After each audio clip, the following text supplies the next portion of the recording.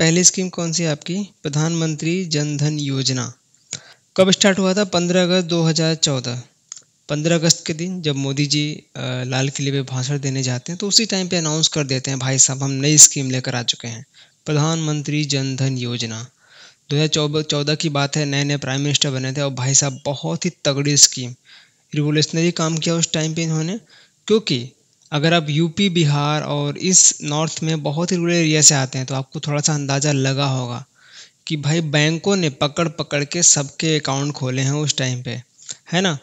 तो किसके लिए ये खोला गया था? जो रूरल एरियाज में रहते हैं, वीकर सेक्शन और लो इनकम ग्रुप जो हैं हमारे इंडिया में, उनके लिए स्कीम स्टार्ट की गई थी, भाई आप लोग भी थोड़ा सा इसका फ़ायदा ले पाएँ। क्योंकि तब के टाइम पे क्या होता था, बहुत ही कम लोगों के पास बैंक अकाउंट होता था और क्रेडिट कार्ड, डेबिट कार्ड ऐसी चीज़ें तो बहुत बाद में आई, सोच भी नहीं रहता कोई, है ना।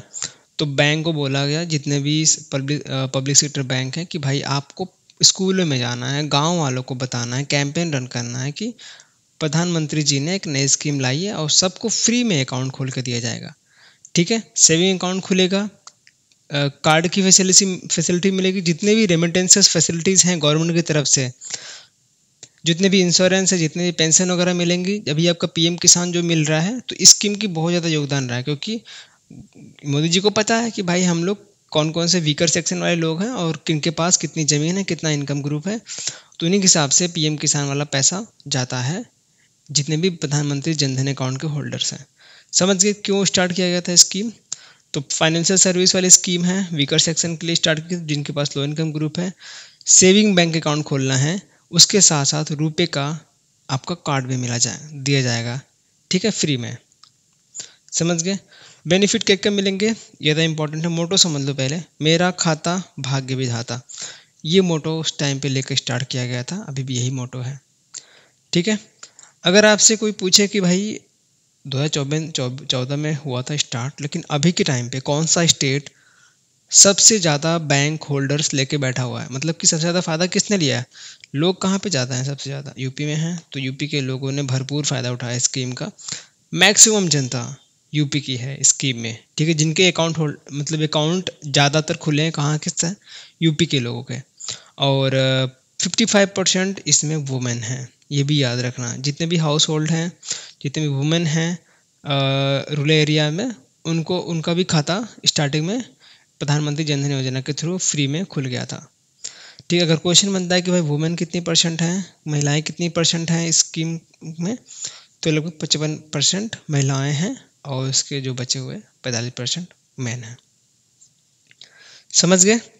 अब मेन बेनिफिट जान लो, क्वेश्चन यहाँ से फंसेंगे, अगर यहाँ से नहीं आते हैं तो मेन यहीं से फंसने वाले हैं। अभी 10 साल हो चुके हैं स्कीम को, तो मे भी चांस है कि आपके एग्जाम में क्वेश्चन पूछ लिया जाए। तो पहला बेनिफिट क्या है? एक्सीडेंट इंश्योरेंस कवरेज भी मिलेगा। कितने का मिलेगा? वो 2 लाख का। अगर आपको बाई चांस से एक्सीडेंट वगैरह हो जाता है तो इस कार्ड के थ्रू, अगर आपके पास प्रधानमंत्री जन धन अकाउंट है और उस कार्ड के थ्रू आप 2 लाख का इंश्योरेंस ले सकते हैं कहीं भी हॉस्पिटल वगैरह में दिखा के, ठीक है। ओवरड्राफ्ट फैसिलिटी भी मिल रही है लगभग 10,000 की, और ये फैसिलिटी 2,000 की जीरो रेट पे मिलती है, मतलब नो कंडीशन। ओवरड्राफ्ट मतलब समझते हैं कि आपके अकाउंट में पैसे नहीं हैं, आपको ओवरड्राफ्ट यानी कि आप 10,000 का अपने अकाउंट पे ही लोन ले सकते हैं। 10,000 आप पे कर दीजिए, आपके पास भले कोई भी पैसा ना हो, 10,000 की ओवरड्राफ्ट की फैसिलिटी मिल जाती है। और 2,000 की कैसी है? बिना रेट का, कि भाई कोई कंडीशन नहीं पूछेंगे हम लोग, कुछ बात नहीं करेंगे, 2,000 तो ऐसे ही आपको दे देंगे ओवरड्राफ्ट फैसिलिटी के रूप में, ठीक। इसका कोई भी चार्जेस नहीं लगेगा। और एज लिमिट क्या है? अगर आपकी पूछे कोई, अगर आप ओवरड्राफ्ट फैसिलिटी का इस्तेमाल करना चाहते हैं, फिर अवेल करना चाहते हैं, तो आपकी उम्र लगभग 18 से 65 साल के बीच में होनी चाहिए। और इस अकाउंट को ओपन कराने के लिए आपकी एज 10 वर्ष मिनिमम होनी चाहिए, ठीक है।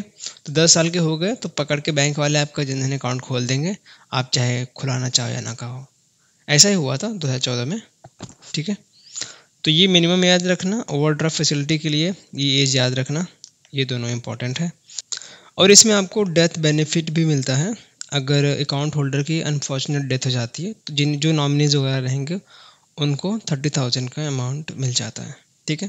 तो ये कुछ बेनिफिट्स हैं, और ये इंपॉर्टेंट डेट्स, कितने परसेंटेज वुमेन है इसमें, कौन सा स्टेट सबसे ज़्यादा अकाउंट होल्डर रखता है। तो वो सारी चीज़ें मैंने आपको बता दी है, मोटो भी याद रखना, और बहुत ज़्यादा चीज़ याद करने की ज़रूरत है नहीं, इतना ज़रूरी है, ठीक है, इतना काफ़ी है इस एग्ज़ाम के लिए। समझ गए? आगे बढ़ते हैं।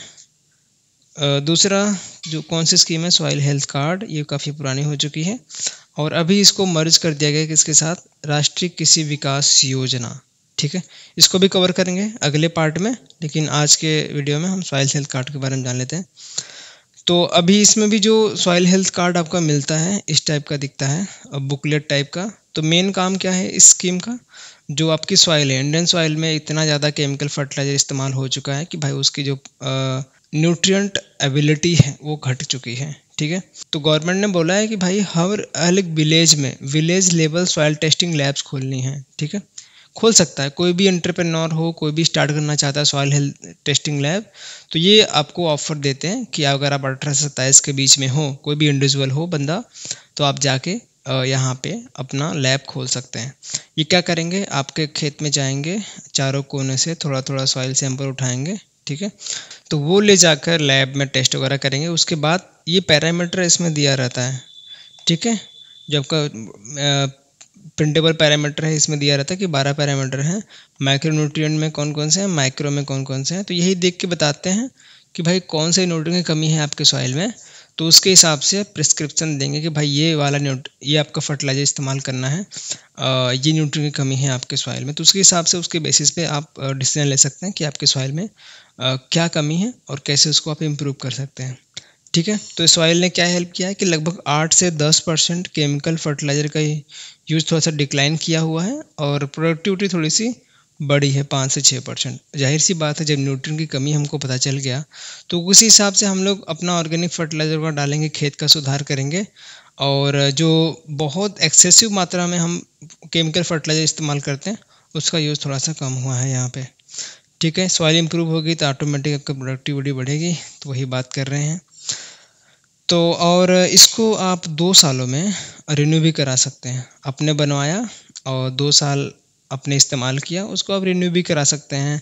आप 2 साल बाद भी चेक कर सकते हैं कि आपके सॉइल की क्या कंडीशन है, ठीक है। किसके अंदर में आती है, ministry of agriculture and farmer welfare के अंदर में आती है सॉइल हेल्थ कार्ड, और 19 फरवरी 2015 में ये स्टार्ट हुआ था। फाइनेंशियल 2022-23 में इसको राष्ट्रीय कृषि विकास योजना के साथ मर्ज कर दिया गया है, ठीक है। इतना काफ़ी है, ऐसा कुछ दिखता है, सारे पैरामीटर लिखे होते हैं, किसी फार्मर के पास अगर मिला इसको देखकर वो बता सकते हैं कि भाई क्या डिफिशियंसी है, क्या अवेलेबिलिटी है आपके सॉइल में, सब चीज़ें पता चल जाएंगी, ठीक है। तो ये था सॉइल हेल्थ कार्ड के बारे में, इतना इनफ है इस एग्ज़ाम के लिए। ये थोड़ी कुछ इंपॉर्टेंट चीज़ें जो हाईलाइट किया हुआ मैंने उसको याद रखना, ठीक है। आगे देखते हैं। मोस्ट इम्पॉर्टेंट स्कीम प्रधानमंत्री मत्स्य संपदा योजना, बहुत ज़्यादा ये चर्चा में रही है इस साल, तो मतलब कि मान सकते हैं कि भाई क्वेश्चन बनेगा। और फिशरी से पिछले साल क्वेश्चन अच्छा खासा आया था, लेकिन वहाँ पे करंट के क्वेश्चन कम थे फिशरी से, तो उम्मीद लगा के रखिए कि भाई इस साल फंस जाए और हमारे ही स्लाइड से फंस जाए। मे बी कुछ अच्छे अच्छे टॉपिक, मतलब कुछ अच्छे अच्छे पॉइंट्स लिखे हैं, उसको देखिए आप। तो 2020 में स्टार्ट हुआ था फाइनेंशियल ईयर 2020-21, अभी 24-25 तक की चलने वाली है, लास्ट ईयर तक, ठीक है, नेक्स्ट ईयर तक चलेगी। किसके अंदर में आती है, ministry of fisheries and animal husbandry and dairy, ministry of fisheries. और कौन सी मिनिस्ट्री रन करती है इसको, ministry of fisheries animal husbandry and dairying, ठीक है। मेन ऑब्जेक्टिव याद रखना है और क्या क्या टारगेट है उसके बारे में बताऊंगा। उसके बाद जो आपका करंट में कुछ न्यूज़ है, क्योंकि हर महीने मैं उठा के देख रहा था पीआईबी, तो हर महीने कुछ ना कुछ नई चीज़ें इसमें आई हुई हैं। मैंने अगस्त तक ऐड किया, अगर आप और इंटरेस्टेड हैं तो उसके पहले मंथ भी देख सकते हैं, 1-2 स्कीम नई मिल जाएंगी आपको, 1-2 नए डाटा मिल सकते हैं स्कीम के बारे में। तो मेन टारगेट क्या है कि भैया हमको फीस प्रोडक्शन बढ़ाना है और प्रोडक्टिविटी भी बढ़ानी है, क्योंकि प्रोडक्शन में तो हम थर्ड में हैं, लेकिन प्रोडक्टिविटी उतनी अच्छी नहीं है, उतनी अच्छी फैसिलिटीज़ नहीं है, इसलिए गवर्नमेंट बहुत ज़्यादा खर्चा कर रही है। अभी देखेंगे चाइना वाइना वाले बहुत ज़्यादा भाई टेक्नोलॉजी वगैरह लगा कर फिशिंग करते हैं, इसीलिए तो उनका प्रोडक्शन लेवल वही तो टॉप पे है, इसीलिए वो लोग। तो क्या करना है, फीस प्रोडक्शन को बढ़ाना है और प्रोडक्टिविटी बढ़ानी है, पोस्ट हार्वेस्ट मैनेजमेंट करना है और क्वालिटी को इम्प्रूव करना है, ठीक है, दोनों काम करने हैं इस स्कीम के थ्रू। फार्मर के इनकम को भी हमें डबल करना है और इनकम सिक्योरिटी देनी है फार्मर को, कि भाई अगर आप फिश प्रोडक्शन कर रहे हैं, फिश फार्मर हैं, तो आपको पैसे की चिंता करने की ज़रूरत नहीं है, आपके जो फाइनेंशियल चीज़ें हैं, फाइनेंशियल प्रॉब्लम से यहाँ से दूर हो सकती हैं। तो ये मेन ऑब्जेक्टिव हो गया। अगर क्वेश्चन बनता है ऑब्जेक्टिव से कैसे बनेगा कि भाई which of the following is not objective of प्रधानमंत्री मत्स्य संपदा योजना। 4 ऑप्शन देंगे कि क्या ये इन्हेंस करता है प्रोडक्शन को, प्रोडक्टिविटी को, जी हाँ करता है। पोस्ट हार्वेस्ट लॉस में मदद करता है, मैनेजमेंट करता है, जी हाँ करता है। क्वालिटी इंप्रूव करता है, फार्मर की इनकम डबल कराता है, जी हाँ कराता है। इनकम सिक्योरिटी देता है, जी हाँ देता है। All are correct, all are correct, answer मार के चले आइए। अब है टारगेट के बारे में बात करते हैं। फिश प्रोडक्शन, पहले तो प्रोडक्शन बढ़ाना है हमको 22 मिलियन मैट्रिक टन, इतना करना है 2024-25 के एंड तक। ये हमारा टारगेट है, पहला फिश प्रोडक्शन इंक्रीज करेंगे। और जो हमारा करंट का नेशनल एवरेज है 3 है, उसको हम लोग 5 टन पर हेक्टर करने वाले हैं नेशनल एवरेज फिश प्रोडक्शन में। और पर कैपिटा कंजम्पशन में बढ़ाना है 5 kg अभी के टाइम पे है, उसको 12 kg तक लेके जाना है। कब तक? 2024-25 के एंड तक। पर कैपिटा अवेलेबिलिटी भी है और कंजम्पशन बढ़ाएंगे, तभी तो सब लोग मछली उछली खाएंगे, खरीदेंगे, इनकम बढ़ेगी फार्मर की, है ना। इकोनॉमिक वैल्यू एडिशन करानी है, क्या करेंगे भैया? अभी के टाइम पे जो जीवी है एग्रीकल्चर में कितना है, 1 मिनट मैंने कहीं ऐड किया था, हाँ 6.86% है। इसको एंड तक 25 के एंड तक 9% तक लेके जाना है, ठीक है। तो ये इकोनॉमिक वैल्यू एडिशन में ये करना है। इंक्रीजिंग एग्रीकल्चर जीवीए, फिशरीज का कितना होना चाहिए? 9%। अगर आपको क्वेश्चन बनता है कि 24-25 तक कितना टारगेट है, तो आंसर मार्क किया ना 9%, और करंट का 6.8%, ठीक है। डबलिंग द एक्सपोर्ट, लगभग 1 लाख करोड़ तक का टारगेट है कि भाई हम लोग एक्सपोर्ट को भी डबल करके इतने इनकम अचीव करने वाले हैं। Reduce the post harvest losses, 10% जो लॉस है वो 10% से कम करना है पोस्ट हार्वेस्ट लॉस। तो इकोनॉमिक वैल्यू एडिशन में ये 4 चीज़ें करनी है। प्रधानमंत्री मत्स्य संपदा योजना का टारगेट है 2024-25 तक। और इन्हांसिंग इनकम, जाहिर सी बात है इनकम कैसे बढ़ेगी? जब हम लोग एम्प्लॉयमेंट बढ़ाएंगे, जैसे कि 55 लाख एम्प्लॉयमेंट देने का इसमें टारगेट है 24-25 तक की। पूरे भारत में जितने भी कोस्टल एरियाज हैं, ज़्यादातर वहीं पे फिशिंग होती है। बाकी प्रमोट किया जा रहा है अलग अलग छोटे छोटे गाँव में कि आपको बायोफ्लो टेक्नोलॉजी लगाइए, पॉन्ड वगैरह के माध्यम से फिश फार्मिंग कीजिए, तो ये भी इंक्रीज हो रहा है। तो 55 लाख एम्प्लॉयमेंट जनरेट करना है स्कीम के अंडर, समझ गए। तो टारगेट आपको बता दिया मैंने और मेन ऑब्जेक्टिव बता दिया। अब थोड़ा सा कुछ करंट न्यूज़ देख लेते हैं। तो अभी कैंपेन रन हुआ था इसी डिपार्टमेंट ऑफ फिशरी के द्वारा, एक पेड़ माँ के नाम। अभी स्वच्छता दिवस जब था गांधी जयंती के दिन 2 अक्टूबर को, आई थिंक उस टाइम पे ये कैंपेन चलाया गया है इस डिपार्टमेंट के थ्रू। और हाँ, एक इम्पॉर्टेंट न्यूज़ ये थी कि रंगीन मछली ऐप लॉन्च हुआ है, समझ रहे, रंगीन मछली ऐप। ये मतलब कि बहुत ज़्यादा इम्पोर्टेंट न्यूज़ है, क्योंकि हमारे इंडिया में जो रंगीन मछली, जिसको हम लोग ऑर्नामेंटल फिशरीज में स्टडी करते हैं ना, आपका इसमें है भी ऑर्नामेंटल फिशरीज में, और ऑर्नामेंटल प्लांट ट्रीज में भी है। तो वहाँ से तो क्वेश्चन आ ही चुका है ऑलरेडी। तो मे भी चांसेस हैं कि रंगीन मछली ऐप, ये पूछ सकते हैं किसके पर्पज से लॉन्च किया गया, या फिर किसके, कौन से मिनिस्ट्री ने लॉन्च किया है, किसके अंडर में आती है, ये भी पूछ सकते हैं। कौन सी मिनिस्ट्री के द्वारा ये स्टार्ट किया गया है? आपका ministry of fisheries, animal and dairying. कहाँ पे स्टार्ट किया था? भुवनेश्वर में जो आपका इंस्टीट्यूट है, central institute of fresh water aquaculture, ICR CIFA, ठीक है। ये कंफ्यूज मत होना यहाँ पे, ये देखो जो आपका ICR CIFA है, क्या है इसका? Central institute fresh water aquaculture, जो कि कहाँ पे है? भुवनेश्वर में है। और एक और इंस्टीट्यूट सेम नाम से है, थोड़ा सा फ़र्क क्या है कि ICR CIFE, central institute of fisheries education, जो कहाँ पे है? महाराष्ट्र में है। तो इन दोनों में थोड़ा सा फ़र्क देख लेना, ये महाराष्ट्र में है, एजुकेशन लास्ट वाला है। एजुकेशन इंस्टीट्यूट के बारे में पूछें तो आपका महाराष्ट्र में है। अगर आपका एक फ्रेश वाटर एक्वाकल्चर की बात करें तो आपका भुवनेश्वर उड़ीसा में है। तो इनके बारे में न्यूज़ क्या आई है कि इन्होंने MOU साइन किया है, मेमोरेंडम ऑफ अंडरस्टैंडिंग, किसके साथ? वेमनीकॉम जो आपका कॉलेज है पुणे में, उनके साथ, ठीक है। तो वेमनीकॉम के साथ MOU साइन किया है, किस लिए भैया? तो कोऑपरेटिव मैनेजमेंट ऑफ फिशरीज को बढ़ावा देने के लिए ICR CIFE ने किसके साथ मेमोरेंडम साइन किया है? आपका वेमनीकॉम पुणे के साथ, ठीक है। और इनको बजट भी मिला है 364 करोड़ का। किस लिए? कि हमें इंस्टॉल करना है लगभग 1 lakh transponder on marine fisheries vessels. जितने भी मैरीन फिशरी के वेसल्स हैं वहाँ पे हमें क्या इंस्टॉल करना है? आपका ट्रांसपॉन्डर। इक्विपमेंट का नाम है, फिशरीज वाले लेक्चर में देखेंगे। अगर आप अभी क्यूरियस हैं तो ये गूगल पे सर्च करके देख लीजिए कैसा दिखता है। और प्रधानमंत्री मत्स्य संपदा योजना provide accident insurance coverage, accidental insurance coverage भी प्रोवाइड कराते हैं। 5 लाख का कवरेज किस पे है? अगेंस्ट डेथ, और 2.5 लाख अगर वो परमानेंट डिसेबल हो जाते हैं, या 25,000 रुपये मिलेंगे अगर वो हॉस्पिटलाइज्ड हैं। ठीक है, तो इनका रेसिडेंशियल इंश्योरेंस कवरेज भी है। कोई भी फिशर वगैरह है, अगर किसी भी वजह से उनकी डेथ हो जाती है तो 5 लाख रुपए मिल जाएंगे उनके फैमिलीज को। 2.5 लाख अगर वो परमानेंट डिसेबल हो गए, और 25,000 रुपये मिलेंगे अगर आप हॉस्पिटलाइज हो गए वो। ठीक है, तो ये करंट में कुछ न्यूज़ थी और डाटा है। जैसे कुछ इंपॉर्टेंट इंस्टीट्यूट के नाम जान लो। पहला है आपका national fishery development board NFDB। ये कहाँ पे है? हैदराबाद में है, तेलंगाना हैदराबाद। कब ये इस्टेब्लिश हुआ था? 2006 में 10 जुलाई। और भी इसके बारे में देख लो। Central marine fisheries research institute कहाँ पे है? कोची केरला। कब इस्टेब्लिश हुआ था? 1947। ठीक है, आज़ादी के टाइम पे। तीसरा कौन सा इंस्टीट्यूट है? Central inland fisheries research institute कहाँ पे है? बैरकपुर, वेस्ट बंगाल। 1947 में भी इस्टेब्लिश हुआ था। और कुछ फैक्ट जैसे कि हमारे इंडिया में अगर बात करें तो हाईएस्ट मरीन प्रोडक्शन कहाँ से होता है? गुजरात, उसके बाद तमिलनाडु, फिर आंध्र प्रदेश। ठीक है, बड़ा कोस्ट एरियाज है यहाँ पे, तो फिशरीज का मतलब हाईएस्ट मरीन प्रोडक्शन यहीं से होने वाला है। नेशनल जीबीए की बात करते हैं तो 1.1%, एग्रीकल्चर जीबीए की बात करते हैं तो अभी के टाइम पे 2021 का डाटा है ये 6.86%। पूरे वर्ल्ड में बात करते हैं तो थर्ड लार्जेस्ट फिश प्रोडक्शन है हमारे भारत का, 8% लगभग ग्लोबल शेयर करते हैं। और सेकेंड लार्जेस्ट किस में?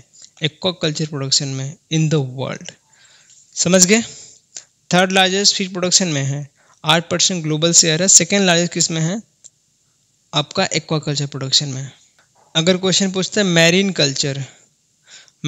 कल्चर फिशरीज फिश प्रोडक्शन में हमारी कंट्री 6th रैंक पे है, वहीं पे चाइना टॉप करता है। अगर आपसे पूछना है कि मैरीन प्लस इनलैंड, इस पे इंडिया कौन से रैंक पे है? मैरीन प्लस इंडियन प्रोडक्शन की बात करते हैं तो चाइना टॉप करता है यहाँ भी, लेकिन यहाँ पे भारत का रैंक 4th है। ठीक है, सिर्फ मैरीन की बात करते हैं, सिर्फ और सिर्फ मैरीन कल्चर की बात करते हैं फिश प्रोडक्शन की, तो इंडिया 6th पे रैंक पे है। मैरीन प्लस इनलैंड की बात करते हैं इंडिया 4th रैंक पे है। टॉप एक्सपोर्टर भाई साहब ऑब्वियसली चाइना है, इंडिया की रैंक 5th है। ठीक है, तो ये कुछ बातें हैं, इसके बारे में याद रखना। वर्ल्ड टूना डे एक मनाया जाता है 2 मई को, याद रखना। वर्ल्ड फिशरी डे कब आता है? 21 नवंबर को। कोस्ट लाइन एरिया अगर बात करते हैं तो 8118 किलोमीटर के अराउंड है हमारा कुछ एरिया पूरे भारत का। EEZ exclusive economical zone 2.02 million square kilometre के अराउंड है। इसके बारे में मैंने बताया हुआ है आपको, फिशरीज वाले क्लास देखिए, 2 क्लास डाले हुए हैं, तो फर्स्ट क्लास में इसको समझाया था मैंने। ठीक है, समझ गए? और कुछ खास है नहीं, इतना इनफ है इस स्कीम के लिए। PM कुसुम पिछले साल क्वेश्चन आ चुका है यहाँ से, तो बहुत ही कम चांसेस है कि भाई एक स्कीम से 2 साल लगातार क्वेश्चन आए, तो ज़्यादा उम्मीद है नहीं, लेकिन एक बार थोड़ा सा हल्का फुल्का अंदाज़ा ले लो। 2019 और 24 तक का टेन्योर था इनका, कि भाई 2000 मार्च से 19 में स्टार्ट हुआ था, और अभी ये वर्ल्ड में लार्जेस्ट क्लीन एनर्जी प्रोवाइड करने का इनिशिएटिव अभी इंडिया में स्टार्ट हुआ था। मतलब कि 35 लाख फार्मर, अब इंडिया में फार्मर भी ज़्यादा है, तो ऑब्वियसली कोई भी स्कीम स्टार्ट होती है, जैसा कि फाइनेंशियल असिस्टेंट वाला है PM किसान, वो भी वर्ल्ड का लार्जेस्ट है, तो ये भी वर्ल्ड का लार्जेस्ट ही होगा, क्योंकि हमारे पास फार्मर ज़्यादा हैं और सभी को वो चीज़ें प्रोवाइड करना बहुत छोटी बात नहीं है। ठीक है, तो 2019 में स्टार्ट हुआ था, 2024 में था प्लान कि भाई जो भी कंपोनेंट है वो कवर कर देंगे और इसका एंड हो जाएगा, लेकिन गवर्नमेंट का काम है तो थोड़ा सा टाइम लगता ही है। ठीक है, तो वो सारे कंपोनेंट कवर नहीं हो पाए थे, मेन में जो कंपोनेंट थे, लेकिन फिर से गवर्नमेंट ने बोला है कि भाई 2026 तक टाइम दे रहे हैं आपको, लगभग 30,000 मेगावाट का जो इंस्टॉलेशन है इंडिया में फार्मर के पास सोलर एनर्जी का पहुंचना चाहिए। तो मेन ऑब्जेक्टिव क्या है? To provide energy water security, किसको? फार्मर को। जो भी हमारे इंडिया में इंडिविजुअल फार्मर हैं, ग्रुप बना के रहते हैं, सबको ये चीज़ें प्रोवाइड करनी है, इसका मेन ऑब्जेक्टिव यही है। तो इसमें 3 मेन कंपोनेंट है जिसको कवर करना था गवर्नमेंट को। पहला था इसमें आई थिंक एक कंपोनेंट के बारे में पूछा गया था, मुझे याद नहीं है, लेकिन आई थिंक या फिर एक का ही पूछा गया था कि भाई 2 मेगावाट की बिजली लगभग 500 किलोवाट से लेकर 2 मेगावाट तक की ग्रिड वाली कनेक्शन देने हैं फार्मर को। ग्रिड वाला समझते हैं जो आपका सोलर पैनल आता है स्क्वायर में और रेक्टेंगल में, तो वो ग्रिड कनेक्शन देना है फार्मर को। ये गवर्नमेंट का एम था कंपोनेंट ए में।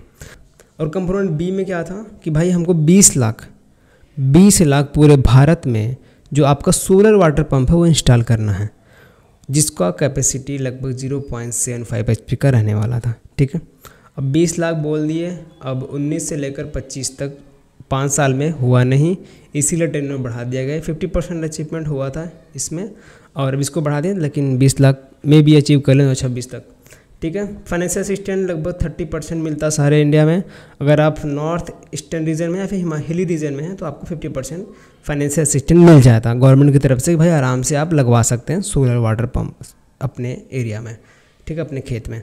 कंपोनेंट सी क्या बोलता है कि भाई जो भी 15 लाख ऑलरेडी इंस्टॉल्ड हैं वाटर पंप, तो उसमें ग्रिड कनेक्शन देना है। किसी के पास वाटर पंप लगा हुआ है तो उसमें ग्रिड कनेक्शन देना है लगभग 15 लाख में। ठीक है, पहले से बिजली वगैरह जो चलती है वाटर पंप, उसको हमको सोलराइज करना है कि भाई कम से कम वहाँ से बिजली खपत हटा दें और हम लोग उनको ग्रिड के माध्यम से बिजली दें। मतलब बहुत सारे ऐसे छोटे छोटे जो पंप हैं जो मतलब कि उतना लोड ले पाते हैं, इसका भी लगभग 0.75 HP की जो कैपेसिटी वाले पंप हैं उनको कम से कम ग्रिड में हम लेकर आएँ। ठीक है, समझ गए तीनों कंपोनेंट। तो पहले तो 20 लाख इंस्टॉल करना था, अगर ये हो गया तो जो लोग बचे 15 लाख हैं जिनके जो ऑलरेडी इंस्टॉल है उसमें हम ग्रिड कनेक्शन देने हैं गवर्नमेंट को। ठीक है, तो ये 3 मेन कंपोनेंट थे और लॉन्च ये बता दिया, एम ऑब्जेक्टिव बता दिया, इससे ज़्यादा कोई खास इंपॉर्टेंट है नहीं। ये टारगेट है, डेडलाइन तक हमको इतना टारगेट अचीव करना है। समझ गए PM कुसुम। आगे बढ़ते हैं।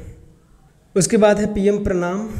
बहुत ही न्यूली लॉन्च ये स्कीम है, 2023 में ही आया था जब हमारा बजट लॉन्च हुआ था। तो मे बी मैक्सिमम चांस है कि यहाँ से क्वेश्चन आपके एग्जाम में फंस जाए। ठीक है, फर्टिलाइजर से स्कीम है तो भैया ऑलरेडी फर्टिलाइजर ट्रेंडिंग में रहता है, तो इसको थोड़ा सा ध्यान से देख लो। छोटे छोटे पॉइंट है उसको याद रखने हैं। पहली बात 28 जून 2023 को लॉन्च हुआ था, तो डेट में मोस्ट इंपॉर्टेंट डेट याद कर लो। एम क्या है कि आपको प्रमोट करना है किसको, जो सस्टेनेबल और बैलेंस्ड यूज़ फर्टिलाइज़र का। अब ये यहाँ इंडिया में क्या हो रहा है कि सब्सिडी का बहुत ज़्यादा बर्डन आ जा रहा है हमारे सरकार पे, क्योंकि फर्टिलाइज़र जो मैन्युफैक्चर्ड होता है उसकी कॉस्ट बहुत ज़्यादा है, प्रोसेसिंग की कॉस्ट और स्टोरेज वगैरह की कॉस्ट बहुत ज़्यादा है। यूरिया वगैरह जो आप देखते हैं तो उसको सरकार ने इतना ज़्यादा कम कर दिया है, क्योंकि सरकार बहुत ज़्यादा पैसे दे देती है ऑलरेडी मैन्युफैक्चरिंग के लिए कि भाई फार्मर के पास उतना बर्डन ना आए। जो आप यूरिया का बैग लेके नहीं जाते हैं 50 किलो का, जिस दाम में आपको मिलता है 1000-1200 का, लेकिन उसको बनाने में उसका 4 गुना ज़्यादा दाम लगता है। उसका जो रीपेमेंट होता है, जो बाकी के पैसे वो गवर्नमेंट देती है, इसीलिए जाके आपको उतने कम दाम में मिलता है। ठीक है, तो बस वही बर्डन, वही सब्सिडी का बर्डन कम करने के लिए भारत सरकार ने ये स्कीम लाई। भाई PM प्रणाम स्टार्ट करो। यहाँ पे हम प्रमोट करने वाले हैं किसको, सस्टेनेबल फार्मिंग को, किसको, ऑर्गेनिक फार्मिंग को, नेचुरल फार्मिंग। अब जब लोग जागरूक होंगे, नेचुरल फार्मिंग को अडॉप्ट करेंगे, तो धीरे धीरे इनका जो मेन केमिकल फर्टिलाइज़र वगैरह है हमारे इंडिया में उसका बर्डन थोड़ा सा कम होगा और सब्सिडी भी उतना बर्डन नहीं आएगा सरकार पे। ठीक है, अप्रूव्ड बाय किसके द्वारा अप्रूव किया गया है, CCEA cabinet committee on economics affair. Main M समझ लिया आपने, अप्रूव किसने किया था, डेट आपने समझ लिया। आई थिंक ये भी आपका ministry of agriculture and farmer welfare में आती है। तो मेन क्वेश्चन क्या फ्रेम होने वाला है यहाँ से, जैसे कि आपका एम हो गया, क्या करने वाले हैं, सस्टेनेबल फार्मिंग को प्रमोट करेंगे, बैलेंस यूज़ ऑफ फर्टिलाइज़र कि भाई बहुत बैलेंस में यूज़ करो, ऑर्गेनिक फार्मिंग को प्रमोट करो, नेचुरल फार्मिंग को प्रमोट करो, थोड़ा सा फर्टिलाइज़र को जो केमिकल फर्टिलाइज़र उसका यूज़ कम करो।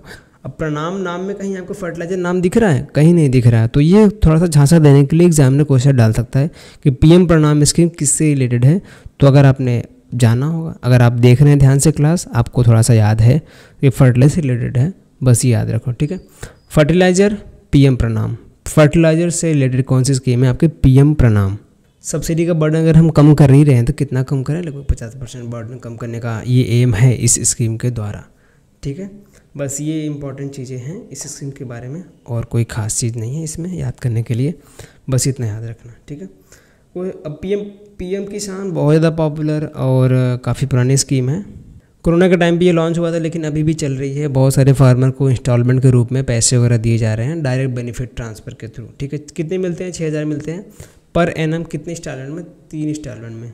3 इंस्टॉलमेंट में ये 6,000 का अमाउंट डायरेक्ट बेनिफिट ट्रांसफ़र जो भी एलिजिबल फार्मर हैं 2-2 हज़ार रुपये करके 3 इंस्टॉलमेंट में पूरे साल में 6,000 रुपये जमा कर दिए जाते हैं डायरेक्टली उनके बैंक अकाउंट में। ठीक है, तो कब ये ऑपरेशन में आया था भैया? 2019 में। और 100% फंडिंग किसके द्वारा की जाती है? Government of India, central sector की स्कीम है, याद रखना।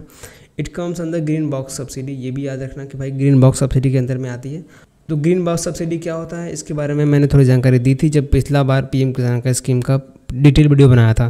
तो जितने भी एलिजिबल फार्मर हमारे कंट्री में अक्रॉस द कंट्री सभी को मिलता है ये।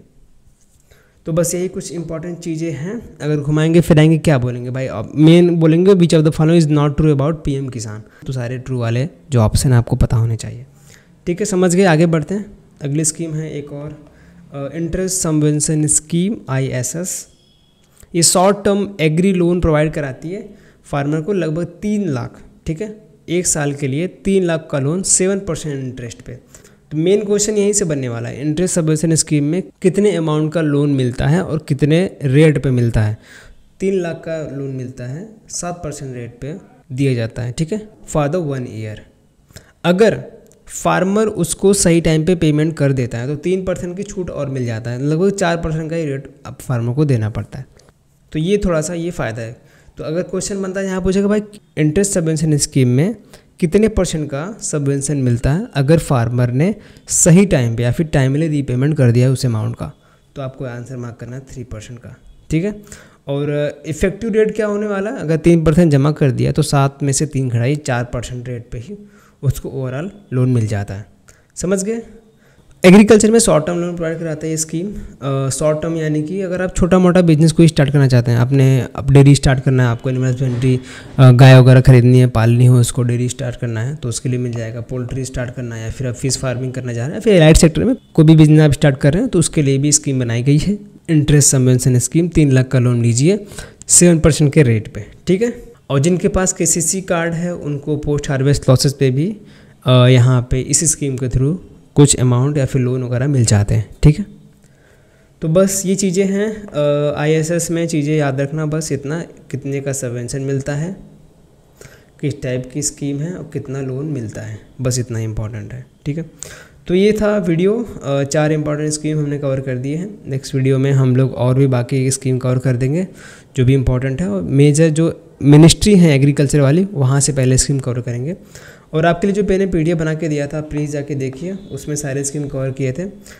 एग्री करंट अफेयर की PDF है, स्कीम सारे कवर किए हैं उसमें। टेलीग्राम पे डिस्क्रिप्शन में लिंक दिया हुआ, टेलीग्राम पे जाइए, वहाँ पे पिन कर दिया मैंने, तो उसको डाउनलोड कर लीजिए। और जिनके पास मेंस का टेस्ट सीरीज़ नहीं है, सीरियस हैं, तो प्लीज़ जाके उसको चेकआउट ज़रूर कीजिए। बहुत ही कम प्राइस रखा हुआ है हमने 399 में। अगर आपके पास कोई प्रॉब्लम हो फाइनेंशियल तो हमें मैसेज कीजिए @agrivimal। ठीक है, तो आपको डिस्काउंट वगैरह भी मिल जाएगा वहाँ पे। ठीक है, तो ये था वीडियो। नेक्स्ट क्लास में मिलते हैं आपसे, तब तक के लिए धन्यवाद। सबमिशन ऑन एग्रीकल्चर मैकेनाइजेशन स्मम नाम से जानी जाती है। कब स्टार्ट हुआ था? 2014-15 में। तो इस नाम से ही आपको पता लग रहा होगा कि भाई क्यों स्टार्ट किया गया था स्मम को। एग्रीकल्चर मैकेनाइजेशन हमारे इंडिया में अभी भी गांव में देखेंगे तो बहुत ही कम हो गया हल से जुताई वगैरह करना, लेकिन हर जगह ट्रैक्टर वगैरह पहुंच गया। फिर भी हमारी गवर्नमेंट ने इस स्कीम को लेकर आया कि हमारा जो रूरल एरिया है वहाँ पे भी मैकेनाइजेशन पहुँचे। तो मेन ऑब्जेक्टिव क्या है? कस्टम हायरिंग सेंटर को प्रमोट करना है and to increase the reach of farm mechanisation to small and marginal farmer and to the region where availability of the farm power is low. तो जैसा कि आपको बताया कि फार्म पावर जहाँ पे बहुत ही कम है, ऐसे रूरल एरियाज़ में उन सभी किसानों के पास इस स्कीम के माध्यम से फार्म मैकेनाइजेशन को तक पहुँचाना है। ठीक है, गांव-गांव पे कस्टम हायरिंग सेंटर्स ओपन करने ये सरकार ने बोला है, जहाँ पे फार्मर जाके जो इक्विपमेंट्स वगैरह होते हैं वो खरीद सकें। ठीक है, ये इतना समझ गए। स्मम स्कीम का क्या मेन ऑब्जेक्टिव है? फार्म मैकेनाइजेशन को प्रमोट करना है। जो रूरल एरियाज़ में लोग रहते हैं जहाँ पे अभी तक फार्म पावर नहीं पहुँचा वहाँ तक पहुँचाना है। कस्टम हायरिंग सेंटर का प्रमोट करना है। और ये स्कीम आपकी सेंट्रली स्पॉन्सर्ड स्कीम है। मैक्सिमम पैसा जो सेंटर देगी, सेंट्रल गवर्नमेंट देगी, उसके बाद स्टेट गवर्नमेंट देगी। तो 60% 40% का शेयर है, 60% सेंट्रल गवर्नमेंट देगी, 40% आपका स्टेट गवर्नमेंट देगी ऑल ओवर इंडिया में। अगर यही रेशियो बढ़ जाता है 90-10 में, 90% सेंट्रल देगी, 10% स्टेट गवर्नमेंट देगी। कहाँ पे? ये आपका, अगर आप हिमालयन रीजन में रहे हैं, हिली रीजन में, नॉर्थ ईस्टर्न रीजन में रह रहे हैं, तो उस स्टेट की बात हो रही है। 100% सेंट्रल देगी कस के लिए, यूटीज़ के लिए, ठीक है, यूनियन टेरिटरीज हमारे जो देश में, वहाँ से अगर आप वहाँ के लिए सेंट्रल गवर्नमेंट 100% फंड देगी, ठीक है। और कुछ चीज़ें हैं इसमें ऑब्जेक्टिव में, जैसे कि 10 लाख के ड्रोन कोई अगर परचेस करता है तो 100% फाइनेंशियल असिस्टेंट उसको मिलेगा। तो इसके लिए अलग अलग स्कीम बनाई गई है, किसान ड्रोन वगैरह भी लॉन्च किया गया है। तो 10 लाख का कोई ड्रोन अगर परचेस करता है तो 100% फाइनेंशियल असिस्टेंट दिया जाएगा उसको गवर्नमेंट की तरफ से, कि भाई आप ले जाइए, अगर आप इतने खरीद रहे हैं आप ड्रोन वगैरह लेके जाइए हमारे यहाँ से खरीद के, 100% फाइनेंशियल असिस्टेंट देंगे और इसको आप प्रमोट कीजिए अपने विलेज वगैरह में, ठीक है। अगर कोई FPO है, फार्मर प्रोड्यूसिंग ऑर्गेनाइजेशन चला रहा है, तो उसको 75% ग्रांट मिल रहा है। गांव में होते हैं ना FPO बने होते हैं, किसानों का एक ग्रुप होता है, तो अगर आप उनमें से आते हैं तो ग्रुप वाइज अगर आप ड्रोन को प्रमोट करना चाहते हैं तो आपको सरकार 75% ग्रांट देगी कि आराम से भैया खरीदो, अपने गांव में प्रमोट करो, ठीक है। फार्म मैकेनाइजेशन को बढ़ावा दो, जो भी इक्विपमेंट हैं, जो भी ड्रोन वगैरह हैं, आप 75% तक आपको यहाँ पे ग्रांट मिलने वाला है। अगर कोई इंडिविजुअल हो, इंस्टीट्यूशन हो या फिर ऑर्गेनाइजेशन हो, उसे ड्रोन खरीदना नहीं, क्योंकि ड्रोन काफ़ी महंगे आते हैं, लाखों रुपए में आते हैं। तो अगर आप खरीदना चाहते हैं कस्टम हायरिंग सेंटर से, हाईटेक हब से, या फिर कोई स्टार्टअप हो गया, तो वहाँ से भी सरकार बोलती है कि भैया आपको 6,000 रुपये पर हेक्टेयर के हिसाब से आप ड्रोन लेके जा सकते हैं, ठीक है, जो आपका ड्रोन स्पेयर होता है। अगर आपका 1 हेक्टेयर का खेत है तो आपको ड्रोन खरीदने की ज़रूरत नहीं है, आप रेंट करके लेके जाइए, 6,000 रुपये दीजिए 1 हेक्टेयर के लिए, आप आराम से जब जितना भी टाइम लगे आप छिड़काव वगैरह करके वापस कर दीजिए, ठीक है। तो अगर आपको कोई पूछे कस्टम हायरिंग सेंटर सबसे ज़्यादा कहाँ पे रजिस्टर्ड हैं, तो वो आपका पंजाब में है, ठीक है। तो पंजाब सबसे ज़्यादा एग्रीकल्चर में आगे है, तो कस्टम हायरिंग सेंटर भी वहाँ पे सबसे ज़्यादा खुले हुए हैं, ठीक है। और क्या, अगर FPO हैं आप, रूरल एंटरप्रेन्योर हैं, तो आपको 4 लाख के ड्रोन पे 40% का फाइनेंशियल असिस्टेंट मिलेगा, समझ गए। अगर आप एक एग्रीकल्चर ग्रेजुएट हैं तो आपको 50% छूट मिलेगा, अगर आप 5 लाख पर ड्रोन के हिसाब से खर्च करना चाहते हैं। तो ये सब सुविधाएं हैं किसमें, आपका सब मिशन ऑन एग्रीकल्चर मैकेनाइजेशन। तो बहुत सारी चीज़ें छूट मिल रही हैं एग्रीकल्चर ग्रेजुएट को, FPO को, रूरल एंटरप्रेन्योर को, ठीक है। कुछ ड्रोन तो रेंट पे मिल रहे हैं। ये सारी चीज़ें हैं इसमें। ये चीज़ें याद रखना कि अगर क्वेश्चन बना कि कस्टम सब मिशन ऑन एग्रीकल्चर मैकेनाइजेशन में अगर कोई एग्रीकल्चर ग्रेजुएट अगर ड्रोन परचेज करना चाहता है, पर ड्रोन 5 लाख रुपए खर्चा करना है, तो कितना फाइनेंशियल असिस्टेंस मिलेगा, तो लगभग 50% का, ठीक है। अगर कोई 10 लाख का ड्रोन परचेज करना है तो सरकार उसे 100% का फाइनेंशियल असिस्टेंस देती है, समझ गए। सेंट्रल स्पॉन्सर स्कीम है, कस्टम हायरिंग को प्रमोट करना है, फार्म मैकेनाइजेशन को पहुँचाना है गाँव तक, यही मेन ऑब्जेक्टिव है। आगे बढ़ते हैं। National mission on edible oil palm, NMEO या फिर NMOOP कब स्टार्ट हुआ था, 21/2021। तो इसको गवर्नमेंट क्यों प्रमोट कर रही है भाई साहब। एडिबल ऑयल जो का हम लोग खाते हैं ना, रिफाइंड वगैरह ऑयल खाते हैं आप लोग, अभी तो अब मान सकते हैं कि हमारे इंडिया में इतने ज़्यादा त्यौहार वगैरह होते हैं, है ना, और सरसों का तेल उतना ज़्यादा अवेलेबल कराना बहुत ज़्यादा मुश्किल है कि नहीं, और उतना ज़्यादा वो सूटेबल भी नहीं है, और उतना ज़्यादा फार्मिंग भी नहीं होती, उसके लिए क्लाइमेट वगैरह भी अच्छा खासा चाहिए, हर स्टेट में नहीं उगा सकते हैं आपको मस्टर्ड। तो गवर्नमेंट क्या बोल रही है कि हम लोग किसको प्रमोट करेंगे, एडिबल ऑयल को। एडिबल ऑयल में आपका ऑयल पाम हो गया, जिसमें आपके कौन कौन से ऑयल आते हैं, जो आपका रिफाइंड ऑयल, सोयाबीन ऑयल वगैरह खाते हैं आप लोग, वो सारे ऑयल क्यों प्रमोट कर रहे हैं, क्योंकि इसका बर्डन बहुत ज़्यादा है भारत सरकार पे। हम लोग ज़्यादातर 57% लगभग क्या कर रहे हैं, इम्पोर्ट कर रहे हैं ऑयल। कितना खर्चा लग रहा है देख रहे हैं आप लोग, 57% यानी कि $20.5 बिलियन, US डॉलर की बात हो रही, $25.550 बिलियन का खर्चा हर साल का ये बर्डन है। इसको कम करने के लिए ही ये स्कीम स्टार्ट की गई है 2021 में, कि जो एडिबल ऑयल हैं इनको प्रमोट करेंगे। तो इसका बिजनेस बहुत ज़्यादा बढ़ने वाला है, ग्रोइंग बिजनेस है, ठीक है। अगर कोई इसकी खेती भी करना चाहता है या फिर उसका कोई प्रोसेसिंग यूनिट लगाना चाहता है अपने स्टेट में, तो बहुत अच्छा मार्केट है इसका। ठीक है, तो अभी आपने देखा होगा कि फॉर्चून का जो आता है और सफोला का आता है, तो ये सब काफ़ी ग्रो कर रहे हैं अभी मार्केट, एडिबल ऑयल वाले, रिफाइंड ऑयल के। ठीक है, तो हमें क्या है इनका टारगेट कि 11.20 लाख टन बाई 2025-26, तो ये तक प्रोडक्शन पहुंचाना है हमें, इतना 11.20 लाख टन। ठीक है, तो आत्मनिर्भर बनना है हमें एडिबल ऑयल सेक्टर में। और क्या है, कंजम्पशन लेवल भी बढ़ाना है, कितना 19 kg पर पर्सन पर एनम, 25-26 तक हमको कंजम्पशन बढ़ाना है।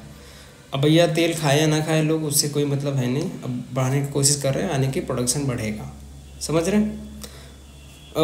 और क्या है, only 3.70 lakh hectare oil palm cultivation, हमारे इंडिया में अभी तक इतना ही हेक्टर के रूप में देखते हैं तो 3.70 लाख हेक्टर ही हमारे यहाँ पे कल्टीवेशन हो रहा है ऑयल पाम का, जो खेती है। इसको हमारे यहाँ पोटेंशियल कितना है, 28 लाख हेक्टेयर का। तो ये तो गलत बात है भैया, इसमें प्रमोशन करना चाहिए, मतलब है पोटेंशियल तो यहाँ तक पहुँचा सकते हैं। अगर बहुत सारे फार्मर को बहुत सारी सुविधाएँ दी गई तो वो खेती करेंगे और इसमें प्रोडक्शन ऑटोमेटिक बढ़ेगा। ठीक है, इसीलिए गवर्नमेंट बहुत सारे न्यूज़ कवरेज में, टीवी एड्स में, डीडी किसान वगैरह पे इसका पहल चला रही है कि भाई सबको जानकारी मिले और एडिबल ऑयल की जो फार्मिंग है उसको थोड़ा सा बढ़ावा मिले। ठीक है, ऑपरेशन लगभग 15 स्टेट में शुरू हो चुका है। और क्या इंपॉर्टेंट है, और ज़्यादा कुछ इंपॉर्टेंट है नहीं। हाँ, नेक्स्ट स्कीम बढ़ते हैं, तो ये याद रखना 57% का जो बर्डन है हमारे इंपोर्ट करते हैं उसको कम करना है, और ये कंजम्पशन लेवल इतना बढ़ाना है, और इतना है हमारे यहाँ कल्टीवेशन, इतना पोटेंशियल है, लगभग इतना का टारगेट है, समझ गए। आगे देखते हैं, परंपरागत कृषि विकास योजना इम्पोर्टेंट स्कीम है, 2015 में स्टार्ट हुआ था, अप्रैल 2015 में। PKVY, परंपरागत प्रतिष्ठा परंपरा अनुशासन। तो इसमें गवर्नमेंट क्या बोल रही है, हम लोग परंपरा से जो खेती करते आ रहे हैं उसको बढ़ावा देंगे। अभी क्या हो रहा है, इतना ज़्यादा केमिकल इस्तेमाल हो रहा है हमारे फार्म में कि पूरा सॉइल डेड हो चुका है। जो हम लोग खा रहे हैं, रोटी खा रहे हैं, चावल खा रहे हैं, सब कुछ में मिलावट है इस समय पे। ठीक है, तो उसको थोड़ा सा नज़रअंदाज करते हुए हम लोग बोल रहे हैं कि परंपरागत तरीके से खेती कीजिए किसान भाइयों, उसी को बढ़ाना है। तो एम क्या है, इंक्रीजिंग द सॉइल फर्टिलिटी को बढ़ाएंगे। किसके थ्रू बढ़ाएंगे भैया, ऑर्गेनिक प्रैक्टिस करेंगे तभी तो बढ़ेगी। अब मार रहे हैं केमिकल, मार रहे हैं पेस्टिसाइड्स, इंसेक्टिसाइड, भाई साहब धक्का खेतों में, प्रोडक्शन तो बढ़ रही है लेकिन सॉइल तो डेड हो रही है हमारी।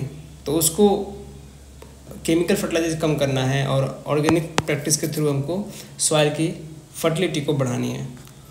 तो 2 साल से तो सन्नाटा था इस स्कीम में, तो अभी 2024 में ही जून में 2,000 करोड़ का इसमें एलोकेशन मिला है, बजट एलोकेशन में।